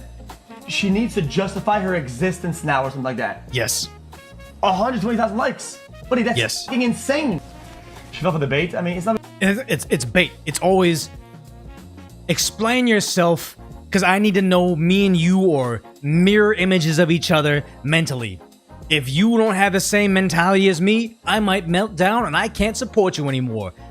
You guys aren't clones of each other. She's not a spokesperson for your emotions. Eventually, you're gonna have differing opinions. You want to shed that audience that is so emotionally fragile they can't support anybody that doesn't have the exact upbringing as them. You are not responsible for making a play school play area with padded walls and circular non-paper cut paper and non-sharp crayons for them to play in. You don't need to do that for people. They're always gonna find a reason to cancel whoever they like. They're always gonna pivot around. Everybody's against them. They're always gonna be a perpetual victim. Don't want those people. I had those people in my audience in the beginning. I wanted to shed them because they're eventually gonna cancel you. The simple fact that that's how you get canceled. If you have an audience of only the emotionally fragile, eventually they'll turn on you, and it's sad. Be a bait though, dude. Like she was getting hate. Like, I mean, yes. That are like, it's insane. I don't even understand. It was. That's the thing. Was it a lot of these? Maki says a lot of these things are non-issues to most normal people. Exactly. People listen to her. I think the same people that watch Amiru would be the people that watch like MXR plays. They do it as an escape from reality. Something in the background to make it feel like you have a kid sister. I watch some of the video game streamers because it makes me feel like I was at a time where I could come home from work and my brother or one of my friends would be playing a video game in the background. I'm mentally drained from taking orders and scrubbing floors, so I go there and I don't want to play GoldenEye. But I want to watch my brother play GoldenEye. I want to sit there and just be like, okay, cool, yeah, I remember that game, that's comforting. And you're just watching. This is before even like doom scrolling on smartphones. I had like a flip phone at the time. That's what you wanted. You wanted probably a Miru, because it's not like, I don't watch any of these live streams actually, but it's like, you want them because it just kind of feels like you're hanging out with a friend, and it's the old times of when we used to be in person without the internet. Them trying to chase this thing of like, I'm the moral high ground and I'm going to teach you how to be a better person is forever going to plague the vibes of just having a hangout. Insane though. It's not just hate though, that was like insane. Yeah. How is it baked when there's like over 5 mil of likes worth of posts that are just saying some random shit about her? Like, yeah. Yo, chat, I saw a post that had 120. But he's not wrong. The hate is always going to be better than the explanation. The viral moment of, you know, famous athlete has S assault allegations of him. Later on, you know what? Those are made up allegations. She admitted she lied. 5 million views for the allegations. 500,000 views for the redemption. It's sad because I see this veteran social media content creator, shoe on head, used to be a liberal, since having her kid is more conservative. But if anybody's gonna have good advice as to how to survive online for as many years as she is, for that many years, like how long has she been here? Since September 2013. She knows what she's doing. You would think, you would hope that she could have, I guess they don't reach out to each other. She would have got this advice earlier. But someone said, Amiru bent the knee to the people who hate her. Why do they keep on doing this? And then Shu actually has a great insight saying, honestly, people don't realize how insane it can get. They get in your head and isolate you from your, quote, bad friends. Make you feel like you're a terrible person for having milquetoast normal people opinions on the case. No. Public opinion. I immediately regretted every single time I bent the knee to escape harassment. I don't blame Amiru, they are demonic freaks. Exactly, because in the beginning, I'm getting a little philosophical here right now, but in the beginning, everything we do socially is in our DNA to have 200 people in our village. That's what we like evolved from. 200 people in your village, and that's all you're ever gonna know. And should you do something socially unacceptable, you would forever get, exiled. You would forever get exiled from your community, and then you will starve in the wilderness. So that's why, very philosophical, that's why we get so much anxiety. You see a pretty girl somewhere, and you want to talk to her, you're like, oh my god, why am I so nervous to say hi to her, or whatever. It's like, because back in the olden days, if your tribe was 200 people, 100 of them were girls, 25 of them were your age, and 5 of them were very attractive.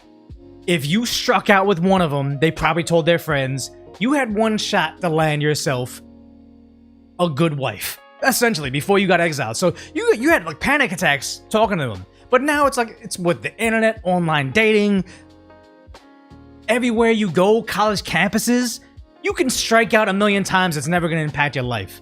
But we still have that weird feeling of that.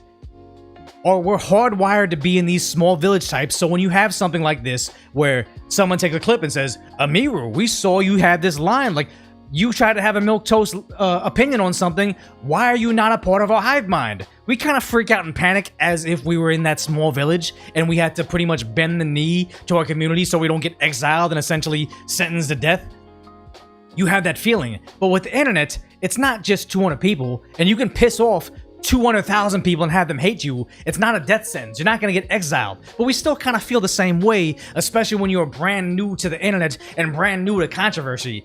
Thankfully for me, before I got on the internet and became an online personality, I had several instances of people hating me, getting shouted down by groups of people. Like, it was just part of my life. The fact that she was a little bit too naive to the point of saying, don't bend the knee, don't become someone that's always on your heels trying to please everybody. Because here's the thing, when you're Amiru with over 890,000, you can't see it, it's 890,000 Twitter followers, and probably millions of I'm getting it wrong, 890,000 Twitter followers, probably millions of Twitch followers.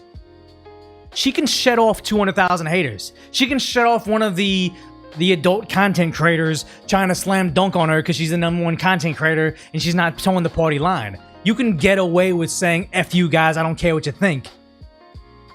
It's sad because you have to have that life experience, but sad to say this will forever branch her off on the wrong direction. Now, hopefully she can rebound, because I think that just like, Ethan Klein from the H3H3 podcast, when he tried to cater to the insane left-wing mob, did the podcast with Hassan, since broke up with Hassan. Jordan Peterson tried to, before he became who he is now, Jordan Peterson tried to warn him, saying, hey, you're always going to be held to a higher and higher standard the more you cater to this audience. I feel like H3 has since rebounded. I think there's a reason Amiru's #1 on Twitch.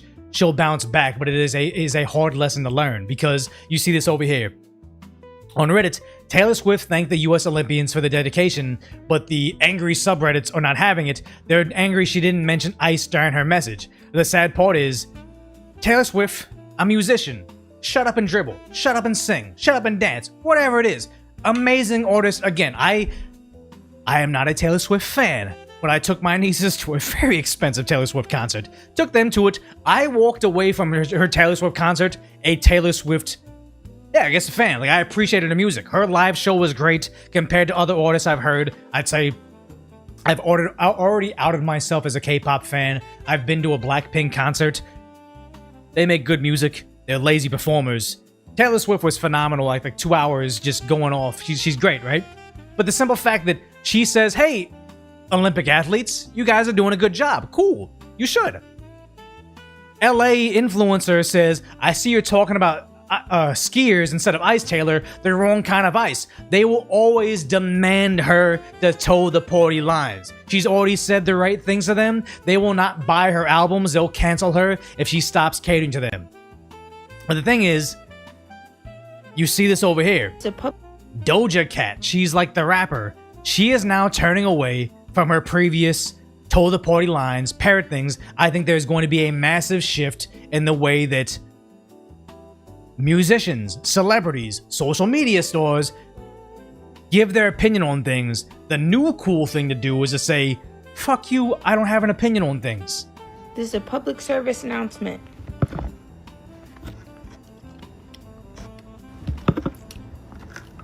This is disgusting. Oh my god, just get to it. If you're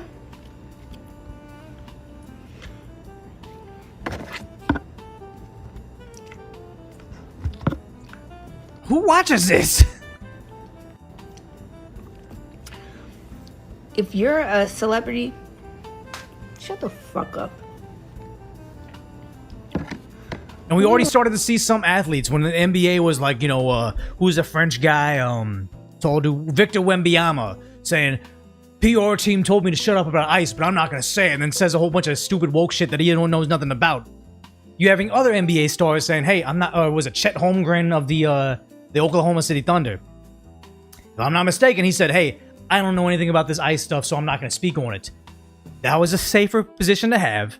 It's more admirable for him to say, I live in gated communities, I'm a multi-millionaire, I am non-stop protected by police with guns, security guards with guns, inside stadiums where everybody's forced to show an ID and show their ticket. I am always behind borders and walls.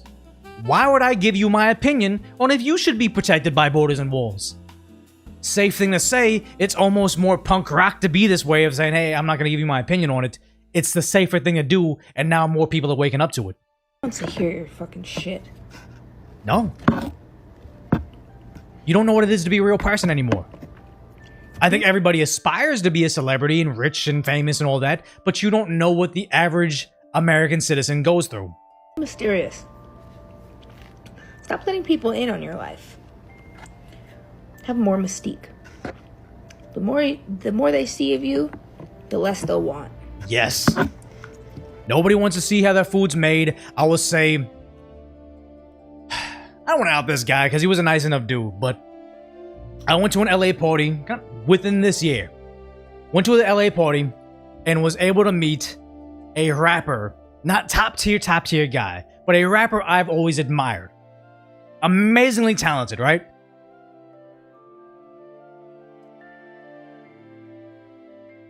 to put it nicely, he was rolling. It was a party. It was a birthday party. It's in a very, very kind of exclusive area. Lots of security. He was rolling really hard. Like, it was weird for me to meet him in that context because I was like, hey, man, like, fan of the music. And he was really nice to me. Very nice, very cool. You know how it is. Like, they're drunk. They're out there. He's being cool, dabbing it up and stuff like that. But it was forever damaging my opinion of him. Because now I've seen him kind of like, in a different way. There's no mysterious. He's not this cool star that, like, how is he in real life? I bet you every single day his life is like, 50 Cent rap star, cigars, living large. No, he was, things were rough. Things were rough for him. He had gone a little bit too far. That's why I kind of feel like I should never really drink that heavy in public because I don't want anybody's opinion of me. I feel like I always want people to meet me in real life to see, oh, he was a cool guy, he's a regular person, whatever, He's a lot more buffer in real life. He's a lot more taller in real life. I had no idea that Decoy is 6'5" and 210 pounds. He doesn't look like that on camera, but in real life, he is that. I want people to walk away from the experience in a good way, but there should be some mystique. There should be some anonymity. And here's the thing is, this is Doja Cat saying this, where she previously, 6 months ago, this is the Decoy video about Sydney Sweeney. We're not gonna watch the whole thing, but Sydney Sweeney with the Levi's, no, American Eagle jeans. Like, we just watch this real quick. Who knew a busty blonde in blue jeans could trigger Donald Trump tier meltdowns from the left? As I honestly didn't even want to speak on it, but now that Dunkin' Donuts is also capitalizing on this meltdown marketing, I find it hilarious that companies are turning crying into currency, as this is the original ads that broke their brains. Genes are passed down from parents to offspring, often determining traits like hair color, personality, and even eye color. My genes are This blue. was the most mild commercial, and everybody freaked out about it. Commercial is so embarrassing. You are an embarrassment, Sydney Sweeney. Go back to school or do some ayahuasca or something. I will be the friend Do that's some too drugs. woke, because What those terrible Sydney advice. Sweeney American Eagle ads are weird. Like fascist weird. Like Nazi propaganda weird. The issue is it's marketing to white supremacy. And if you're fine with that, great, you're a white supremacist. Going off into insane theories. I mean, it's no accident that Sydney Sweeney's initials are SS. Good God! As even rappers are getting into this. Genes are passed down from parents to offspring, often determining traits like hair color. My genes are blue. And there was more to that video there. But the simple fact that she was the person that would chime in on all the social issues, give her input on something, even if she's very, very detached from reality, is now, less than a year later, 6 months later, comes out and says, hey, we need to shut the fuck up about social topics. Like, shut up and dribble, essentially. It's good that she's come to this point, but it's showing the shift. I think more celebrities are going to start to say, I don't know enough about it. I think it's dumb when a celebrity comes out on an award show to say F ICE, ICE out, have an ice pin, or have a whistle on their lapel and saying we're against borders and walls, while they're simultaneously behind the most borders, the most walls, the most security, telling you, the average American citizen, it's okay when Laken Riley goes, it's okay when Jocelyn Nungray goes. I just don't like it when insane activists go out there, attack ICE agents, and lose their lives. It's a terrible message to put out there because we live in separate realities, but we're starting to see the more, I don't want to say unproblematic, but the more milquetoast, the more fence-sitting celebrities, the more mysterious celebrities that you know less about, you don't know their political takes. I know nothing about Keanu Reeves' personal life. I don't know if he's a Republican, I don't know that if he's a Democrat, all I know is he makes some cool John Wick movies. That's the better superstar. I think things are about to change. And the sad part is I think Emiru is gonna have to learn that the hard way. Keanu's Canadian. See, that's the thing. I don't care. People like Keanu Reeves. He's awesome. It doesn't matter if he's the most bleeding heart liberal. The fact that I don't turn on John Wick, I don't even actually know other movies he's in. I don't turn on John Wick to hear him preach to me about politics. He doesn't say, you're a bad person if you like ICE. If you like borders and laws, you're a bad person, Decoy. Or Even Keanu Reeves. I turn on that Top Gun movie Maverick, he just entertains us. He doesn't say, hey, by the way, Scientology's the way. Like, it's not about using their platform for good or for social justice or whatever. It's just, hey, you paid for a ticket. You gave me your free time to entertain you. I'm going to entertain you. That's what's going to make them rich. Yeah, Keanu's respectful, altogether a nice guy. That's why they hate him. I think the people that hate him are the people that would cancel you for not towing the party line. I'd rather have the majority of everybody like me than the insane people that are always out to, essentially always out to get me. I don't want that audience.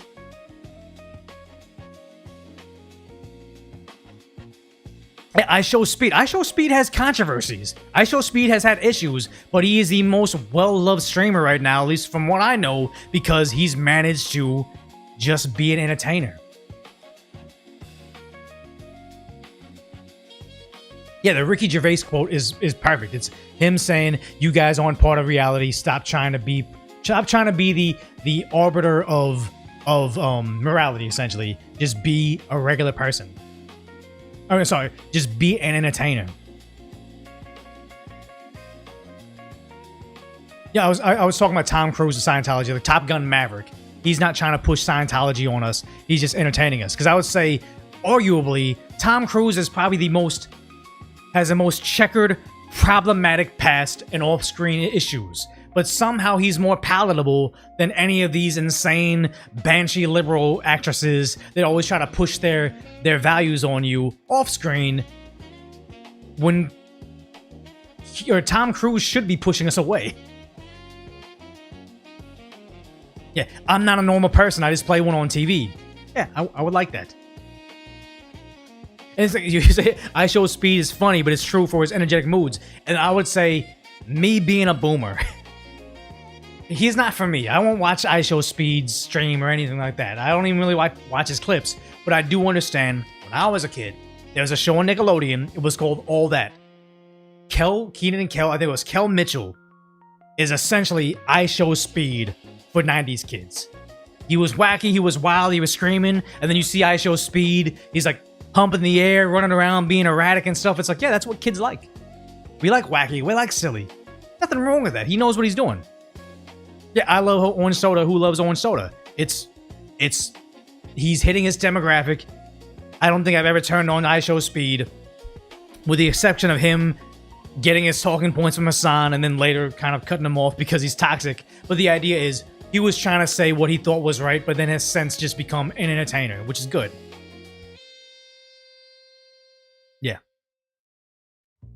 Yeah, I'd say I'm a boomer because it's always easy to say, if I said I'm 75, that's always like, wow, Decoy looks good for a 75-year-old. If I told you I was 20, like 21 years old, you'd be like, whoa, Decoy's looking rough. You're looking rough for 20, you're looking great for 75.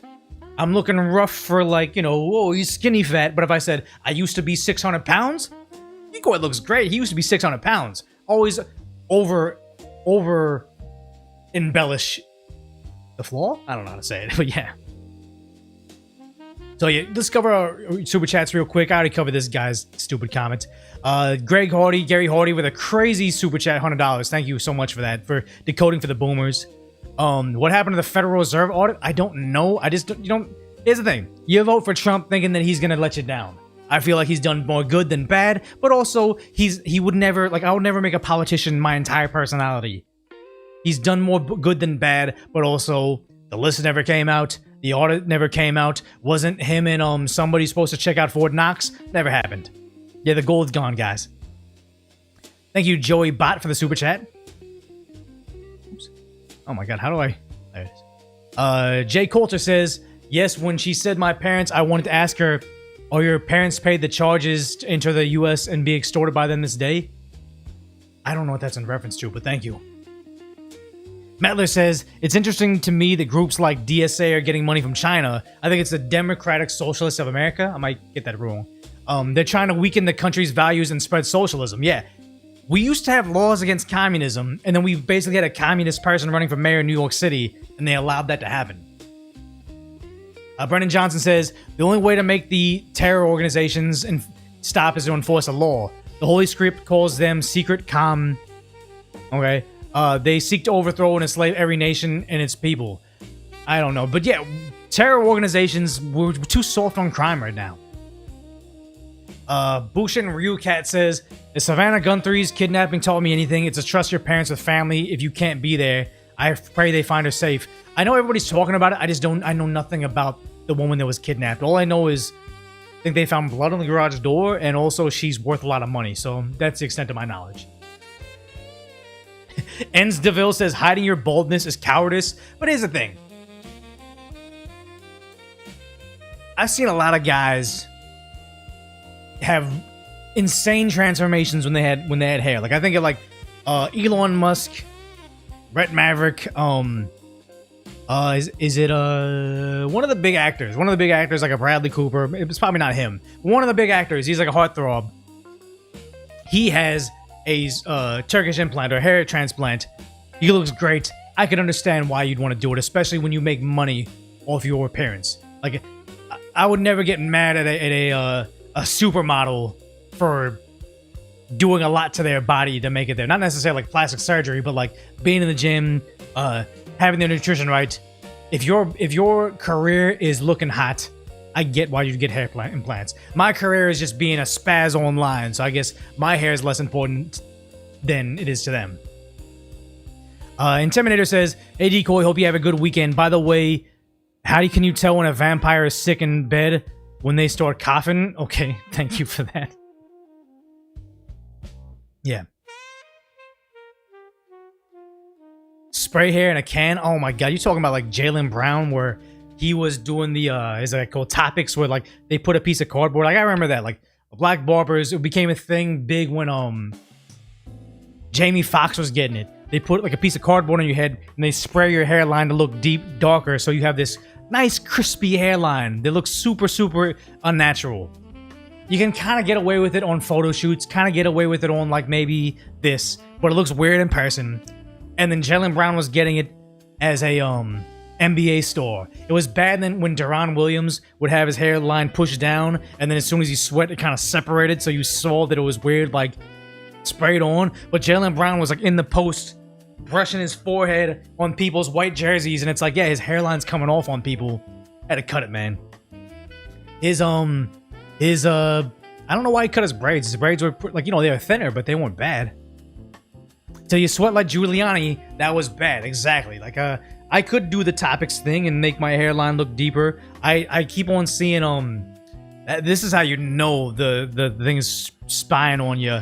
The people do the tattoo hairline. Like, okay, so if you can kind of see my skull with this like harsh light above me, turn it up and just make it look bad. Yeah. They're now getting tattooed. Dots up there. Like there's this one basketball Instagram creator that he is bald. Like his hairline is way back. He got little dots tattooed here, so it looked like he just shaves his head. It's like, I don't know about all that, but that's definitely a thing right now. I wasn't live earlier today. I mean, I've just been live for a long time. We're like 3.5 hours in. So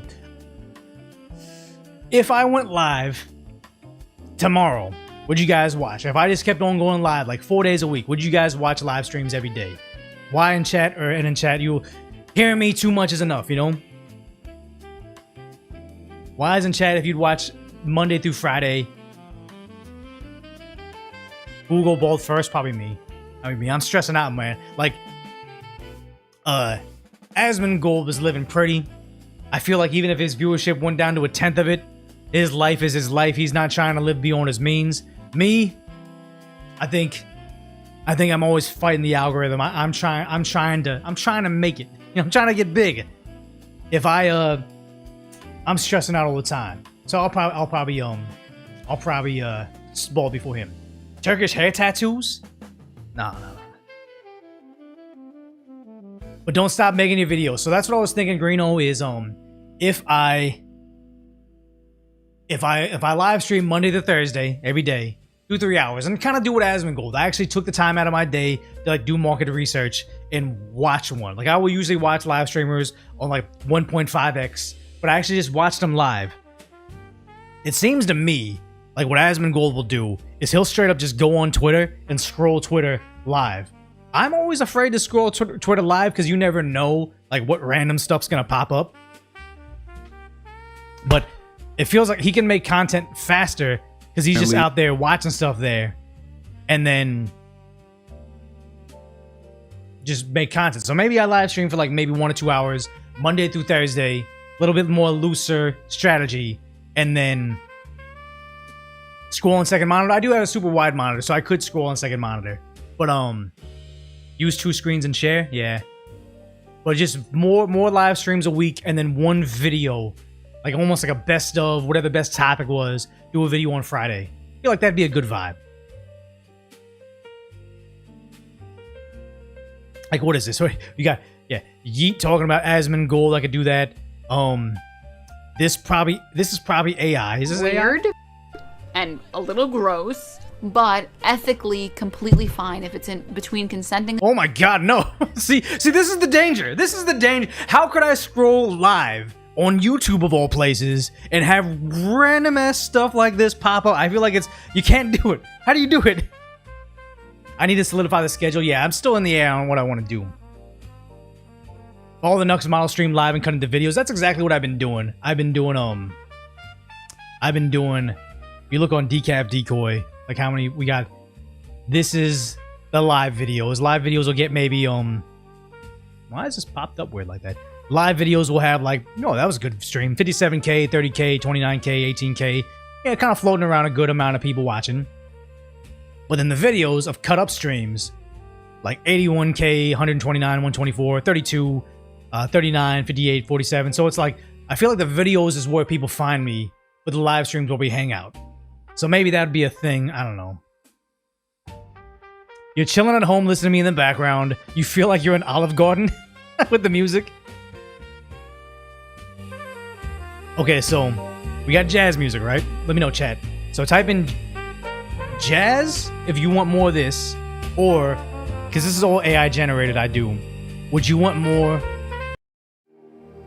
This is like video game overworld music, because I know that Asmongold has like StarCraft in the background. So jazz, you like jazz, or you want video game music, RPG music essentially, like Pantera? Yeah, no. This is a little bit too,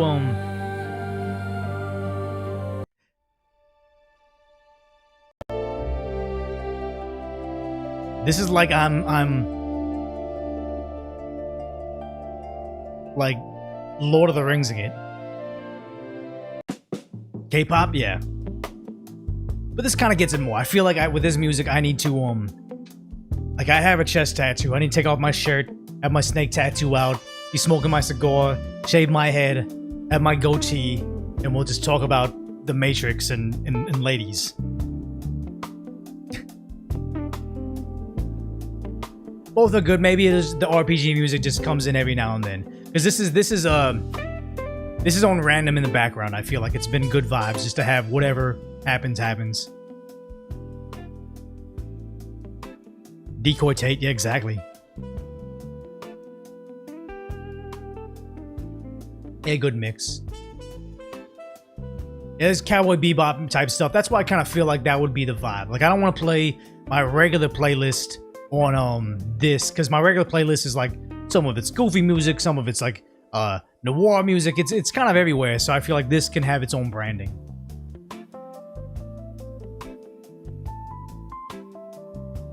A lot of Asmon's Twitter content is tabbed at the top or saved to his Twitter save for later. He goes through them and live links his mods himself to pre-check second screen. I enjoy your lives. That makes sense then. He has a team filtering it before it goes. Because I saw him scrolling through it and I was like, man, this is sketch, but I do know that Twitch is a lot more lenient with DMCA stuff, so I don't know.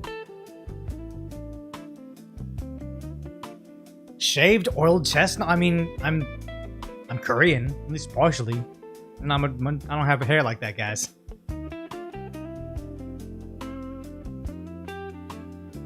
You're just a bot playing WoW and listening. I mean, that's what I hear. You guys are watching me in the background. Oftentimes I feel, oh, thank you, Arrow, for the 5 gifted. I feel compelled to fill every second, no dead air. I'm constantly talking, doing extra stuff, and it's like, no, you guys really aren't watching me, really, right? You guys are just... I'm hanging out with you in the background. I basically probably could just, like... Could this stream essentially be this?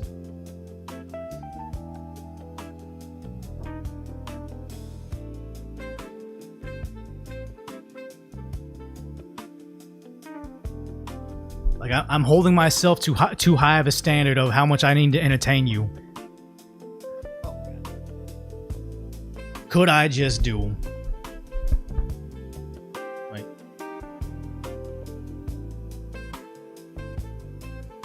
Turn this light off. That light off. Turn this light on. But then... What the heck? This is not right.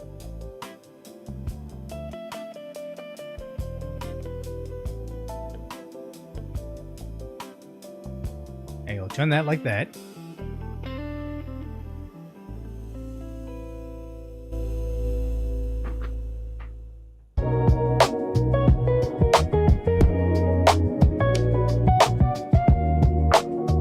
Could we just do this? Actually, hold on. I think there's a switch in this thing. I can make it so I'm like a. I think I'm. The lights. I just see inside that. Okay, I think this. Do I sound like a stormtrooper now?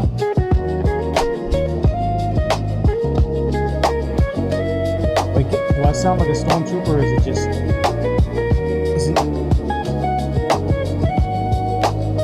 God,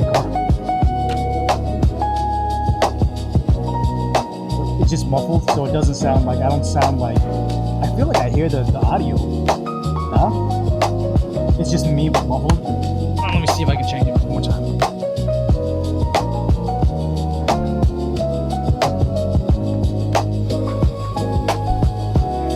Okay, yeah.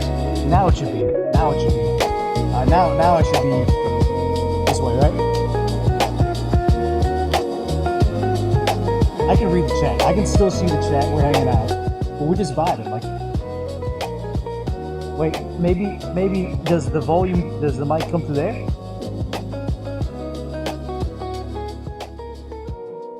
Not much better. Okay, whatever. This thing's actually uncomfortable for what it is. Like I said, I got this as a prop for the main channel. We're gonna let me turn this on. We're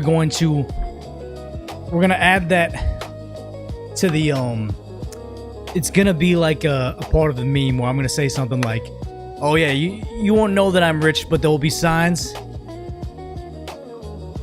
Yeah. I mean, this thing's dope here.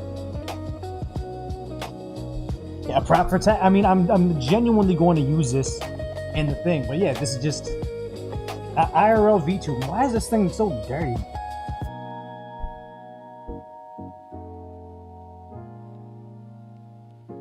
Now we're good. I feel like we should just play video games now, right? Are we gonna play video games and just play it? It's so hot in this thing. God damn.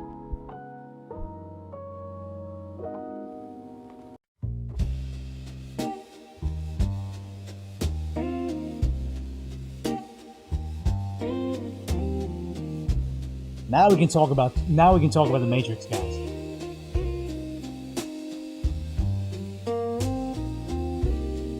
Nah.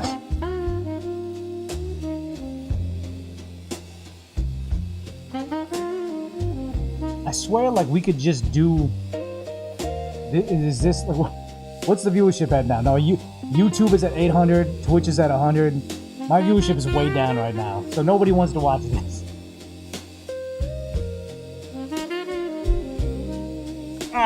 Yeah, it's fucking hot as shit. Yeah, it's too much. I mean, it's not what the channel was supposed to be, right? Oh my god, now we're really gold. Yeah.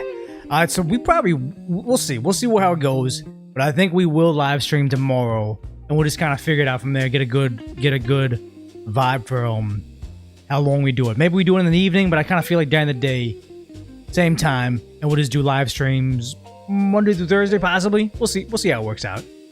But yeah, I did consider Starforge PCs, but ever since Asmongold had left it, I feel like I'd just be supporting them for no reason. I have a friend that works at a computer store that he gets commission. So if I'm gonna buy like an expensive gaming PC or an expensive gaming laptop, I might as well buy it through him.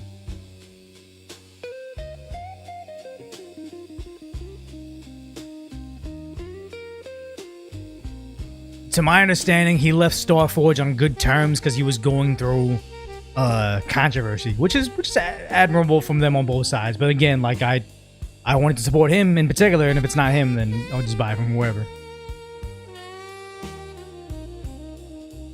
Yeah, help my friend out. That's probably the best thing, because it's like, obviously he's a specialist. Like I haven't owned a PC like decade, so good time to go back. I say build your own gaming PC, but I'm a filthy casual. I have like iPhone, I have the MacBook and everything. Like I just buy something that's pre-made, you know.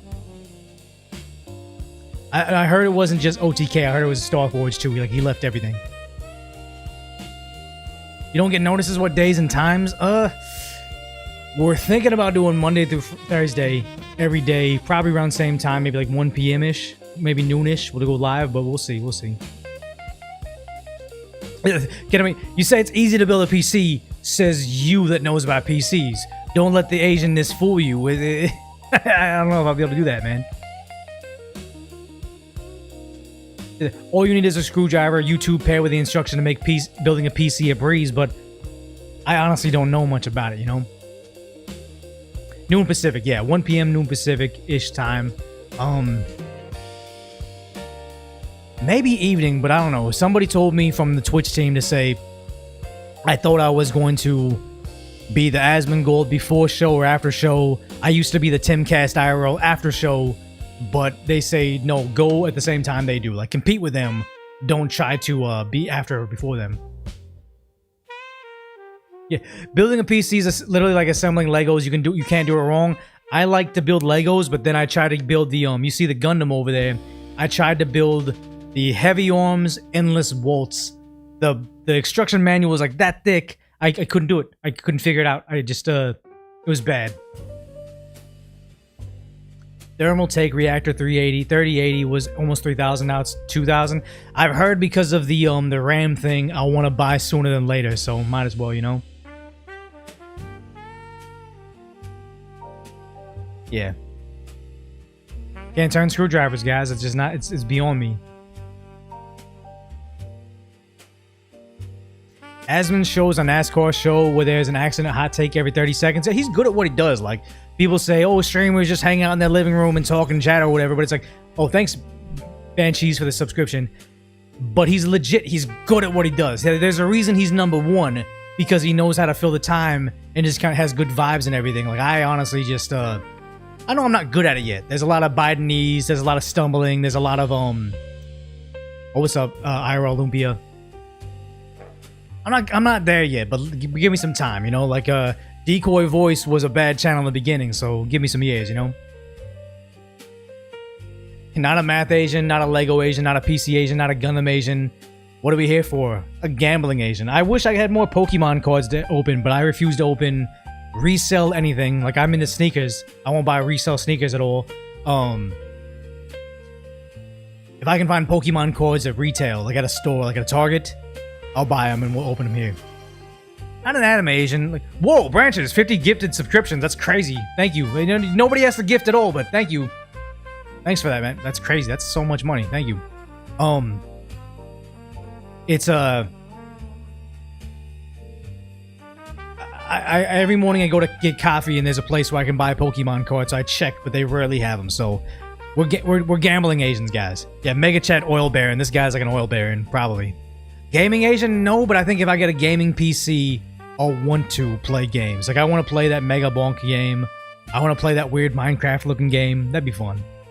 I actually kind of want to play, what's that other game out there? The, Expedition 33. I have it on PS5, but I don't know how to connect my PS5 to play here as well.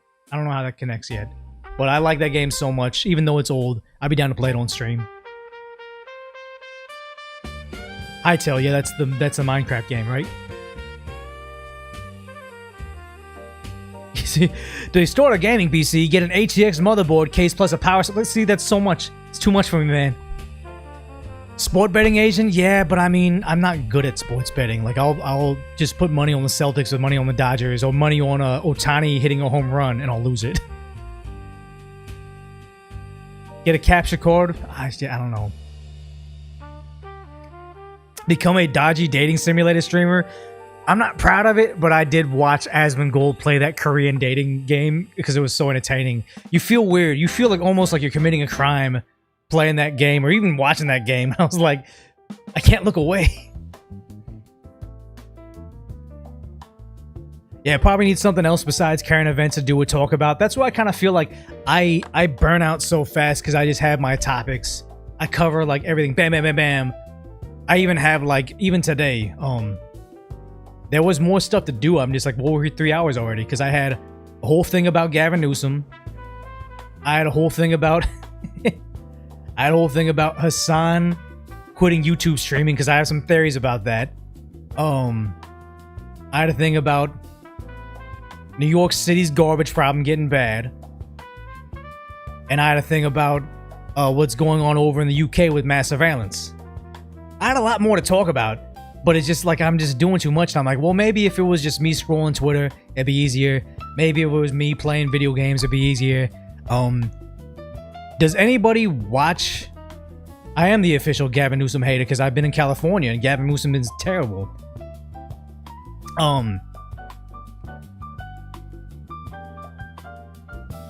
Does anybody actually watch Amiru or anybody in chat? Like, if you actually watch Amiru, does I just have a fat orange cat? He's stupid, but he's cool. I like him, but he's dumb. If anybody watches, like, what does she do? Does she like have just chats like this? Like, how do they fill time? I know Asmongold will play video games. He'll do like politics, and then he'll do video games. I kind of feel like maybe I should do that. What? Yeah, I don't know how I could fill time or what I would do in like a foray in a live streams. Yeah, it's a stream of consciousness. That's what it is, though. Yeah, do my own thing, and I kind of feel like, you know, how do I reinvent the wheel with me? I don't know. I do play music, but it's like, okay, so you used to watch her. She sometimes games and sometimes did IRL stuff with friends. Stuff like cooking at home and talking about costumes.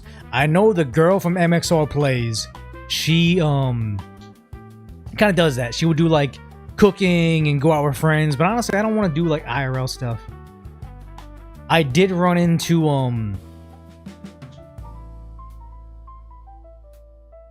who's the Asian girl that runs a lot of red lights? I even feel bad. Maybe she's only run two. Maybe she's run one red light and run one stop sign. But I saw her in real life with two other people, and not Nina Lynn. Not that's the yeah, Extra Emily. That's who I saw. I saw just randomly her in the wild, and it was basically yeah, Jeannie's the MXR Plays girl. Isn't that all of them? That's messed up, man. I'm Asian too. I don't run red lights. It was Extra Emily. She was out there just randomly at a place I was at with two other people, and it was just weird. Like, people just essentially stream snipe her. Like, they walk up to her one by one, like, oh, I'm a fan. I'm a fan. I'm a fan. It's like, yeah, I don't think I want that to be my life, man. You want to build content doing a type of thing that you wouldn't want to spend the rest of your career doing. The stuff you think is fun, so maybe video gaming then. Because one thing I noticed that when I'm not doing topics, YouTube viewership falls off, but Twitch viewership just kind of stays consistent. So I almost feel like that's just part of Twitch, is we just hang out.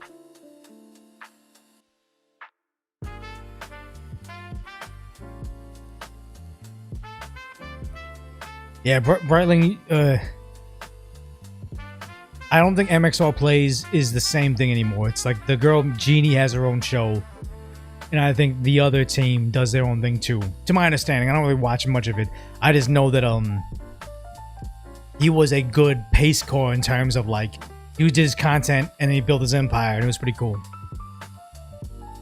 The best streamers make it a chill session. Yeah, I feel like I'm not that entertaining, and also I'm just shedding viewers right now, making it a chill session, so we'll figure it out. Nux has lore time, you can have history time or something. I guess you could be Q&A. It sucks MXR got banned from YouTube, but honestly, I like the guy, right? I'm a fan of him. Him and Genie's personality was great, but his thumbnails were borderline like adult content. That can't be YouTube, man. Like, you have to know that. That became the thing, but it's like, he should have known better. Those thumbnails were getting dicey. Like, they were getting dicey. Asian history time? I don't even know if I had history like that. So you guys are saying DDR is 10,000 right now? I just know DDR was that dancing game. You do VTubers, they do some yap and then game, they fill time, yeah.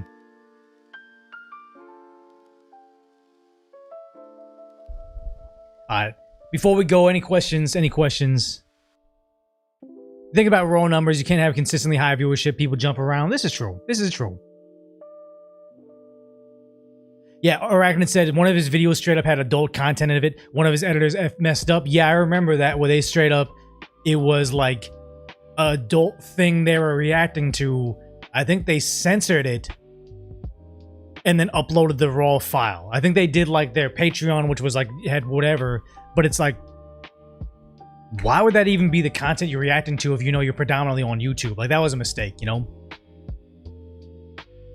I reached out to MXR before, and I just told him, like, hey man, like, I think he moved back to LA and I'm somewhat nearby. I was like down to kick it. Like, not even content, just like, hey, like, there's something to like being able to hang out with other content creators and just like, you know,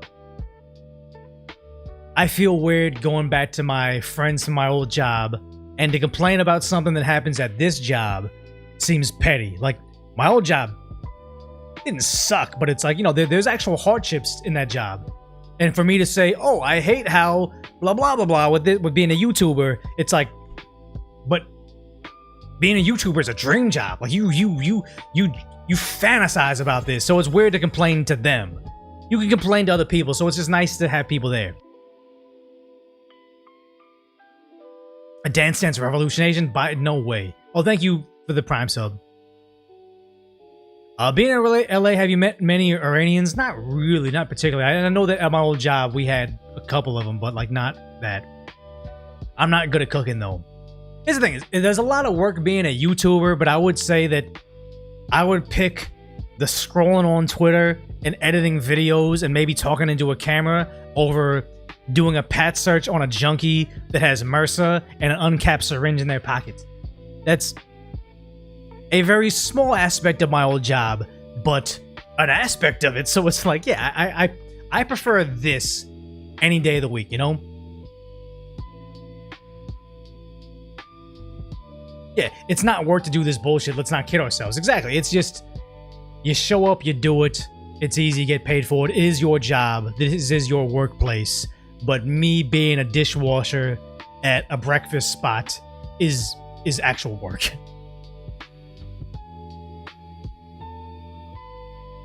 Yeah, cooking's, I'm not gonna cook, yeah.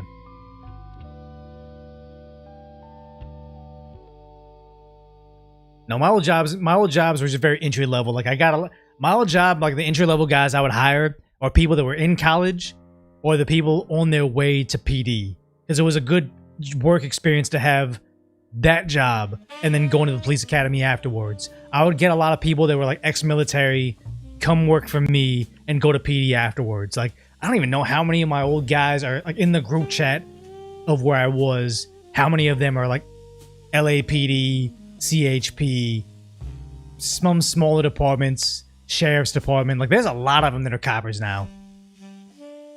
Be the next MXO, I'll have one girl here. Then my next co-host will be a girl that looks like the first girl. Then I'll bring in another girl. It's just like, you'll know what my type is very quickly once I have all these guest stars on there.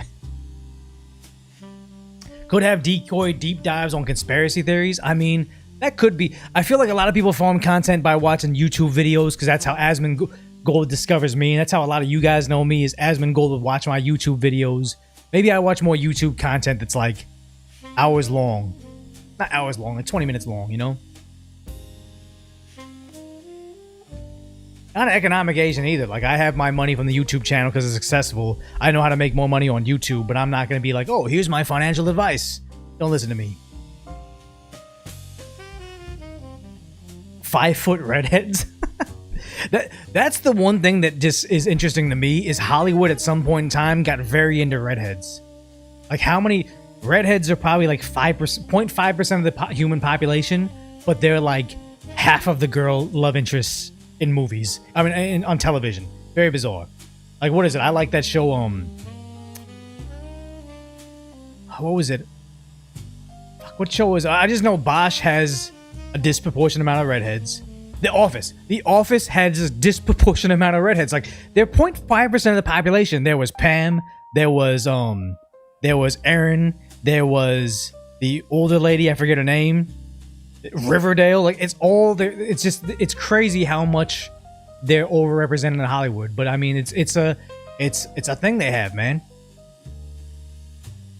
Yeah, MXR cosplay dress ups are fun, but honestly, no one's watching decoy cosplay. Bosch was good when it went on too long. I think Bosch, the spin-off about the daughter, the girl from The Walking Dead, her becoming a cop. It's not a bad storyline, but you can tell the budget for Bosch spin-off is like a fraction of the main Bosch.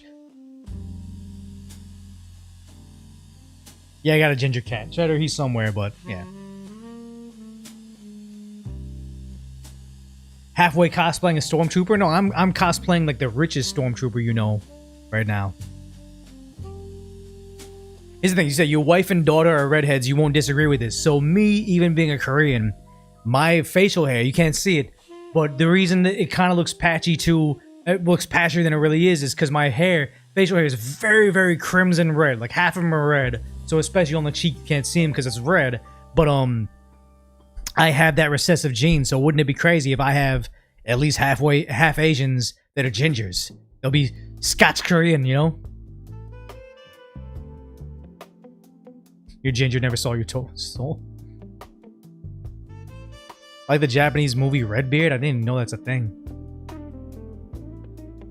Scotch Korean, you know what I'm talking about. That what is it? Skittles commercial. Yeah, your beard turns red in sunlight sometimes. Once I'm in the sun, I'm like Edward Cullen. Where instead of glittering, my beard just turns red. Your neighbors, neither parent is ginger. All three of their kids are. Yeah, I don't know if that's if that's the entire part of the lore. Yeah. All right, so we're gonna do a live stream tomorrow. We better cut it off now. So thanks for hanging out as long as you have. But for now, duck off.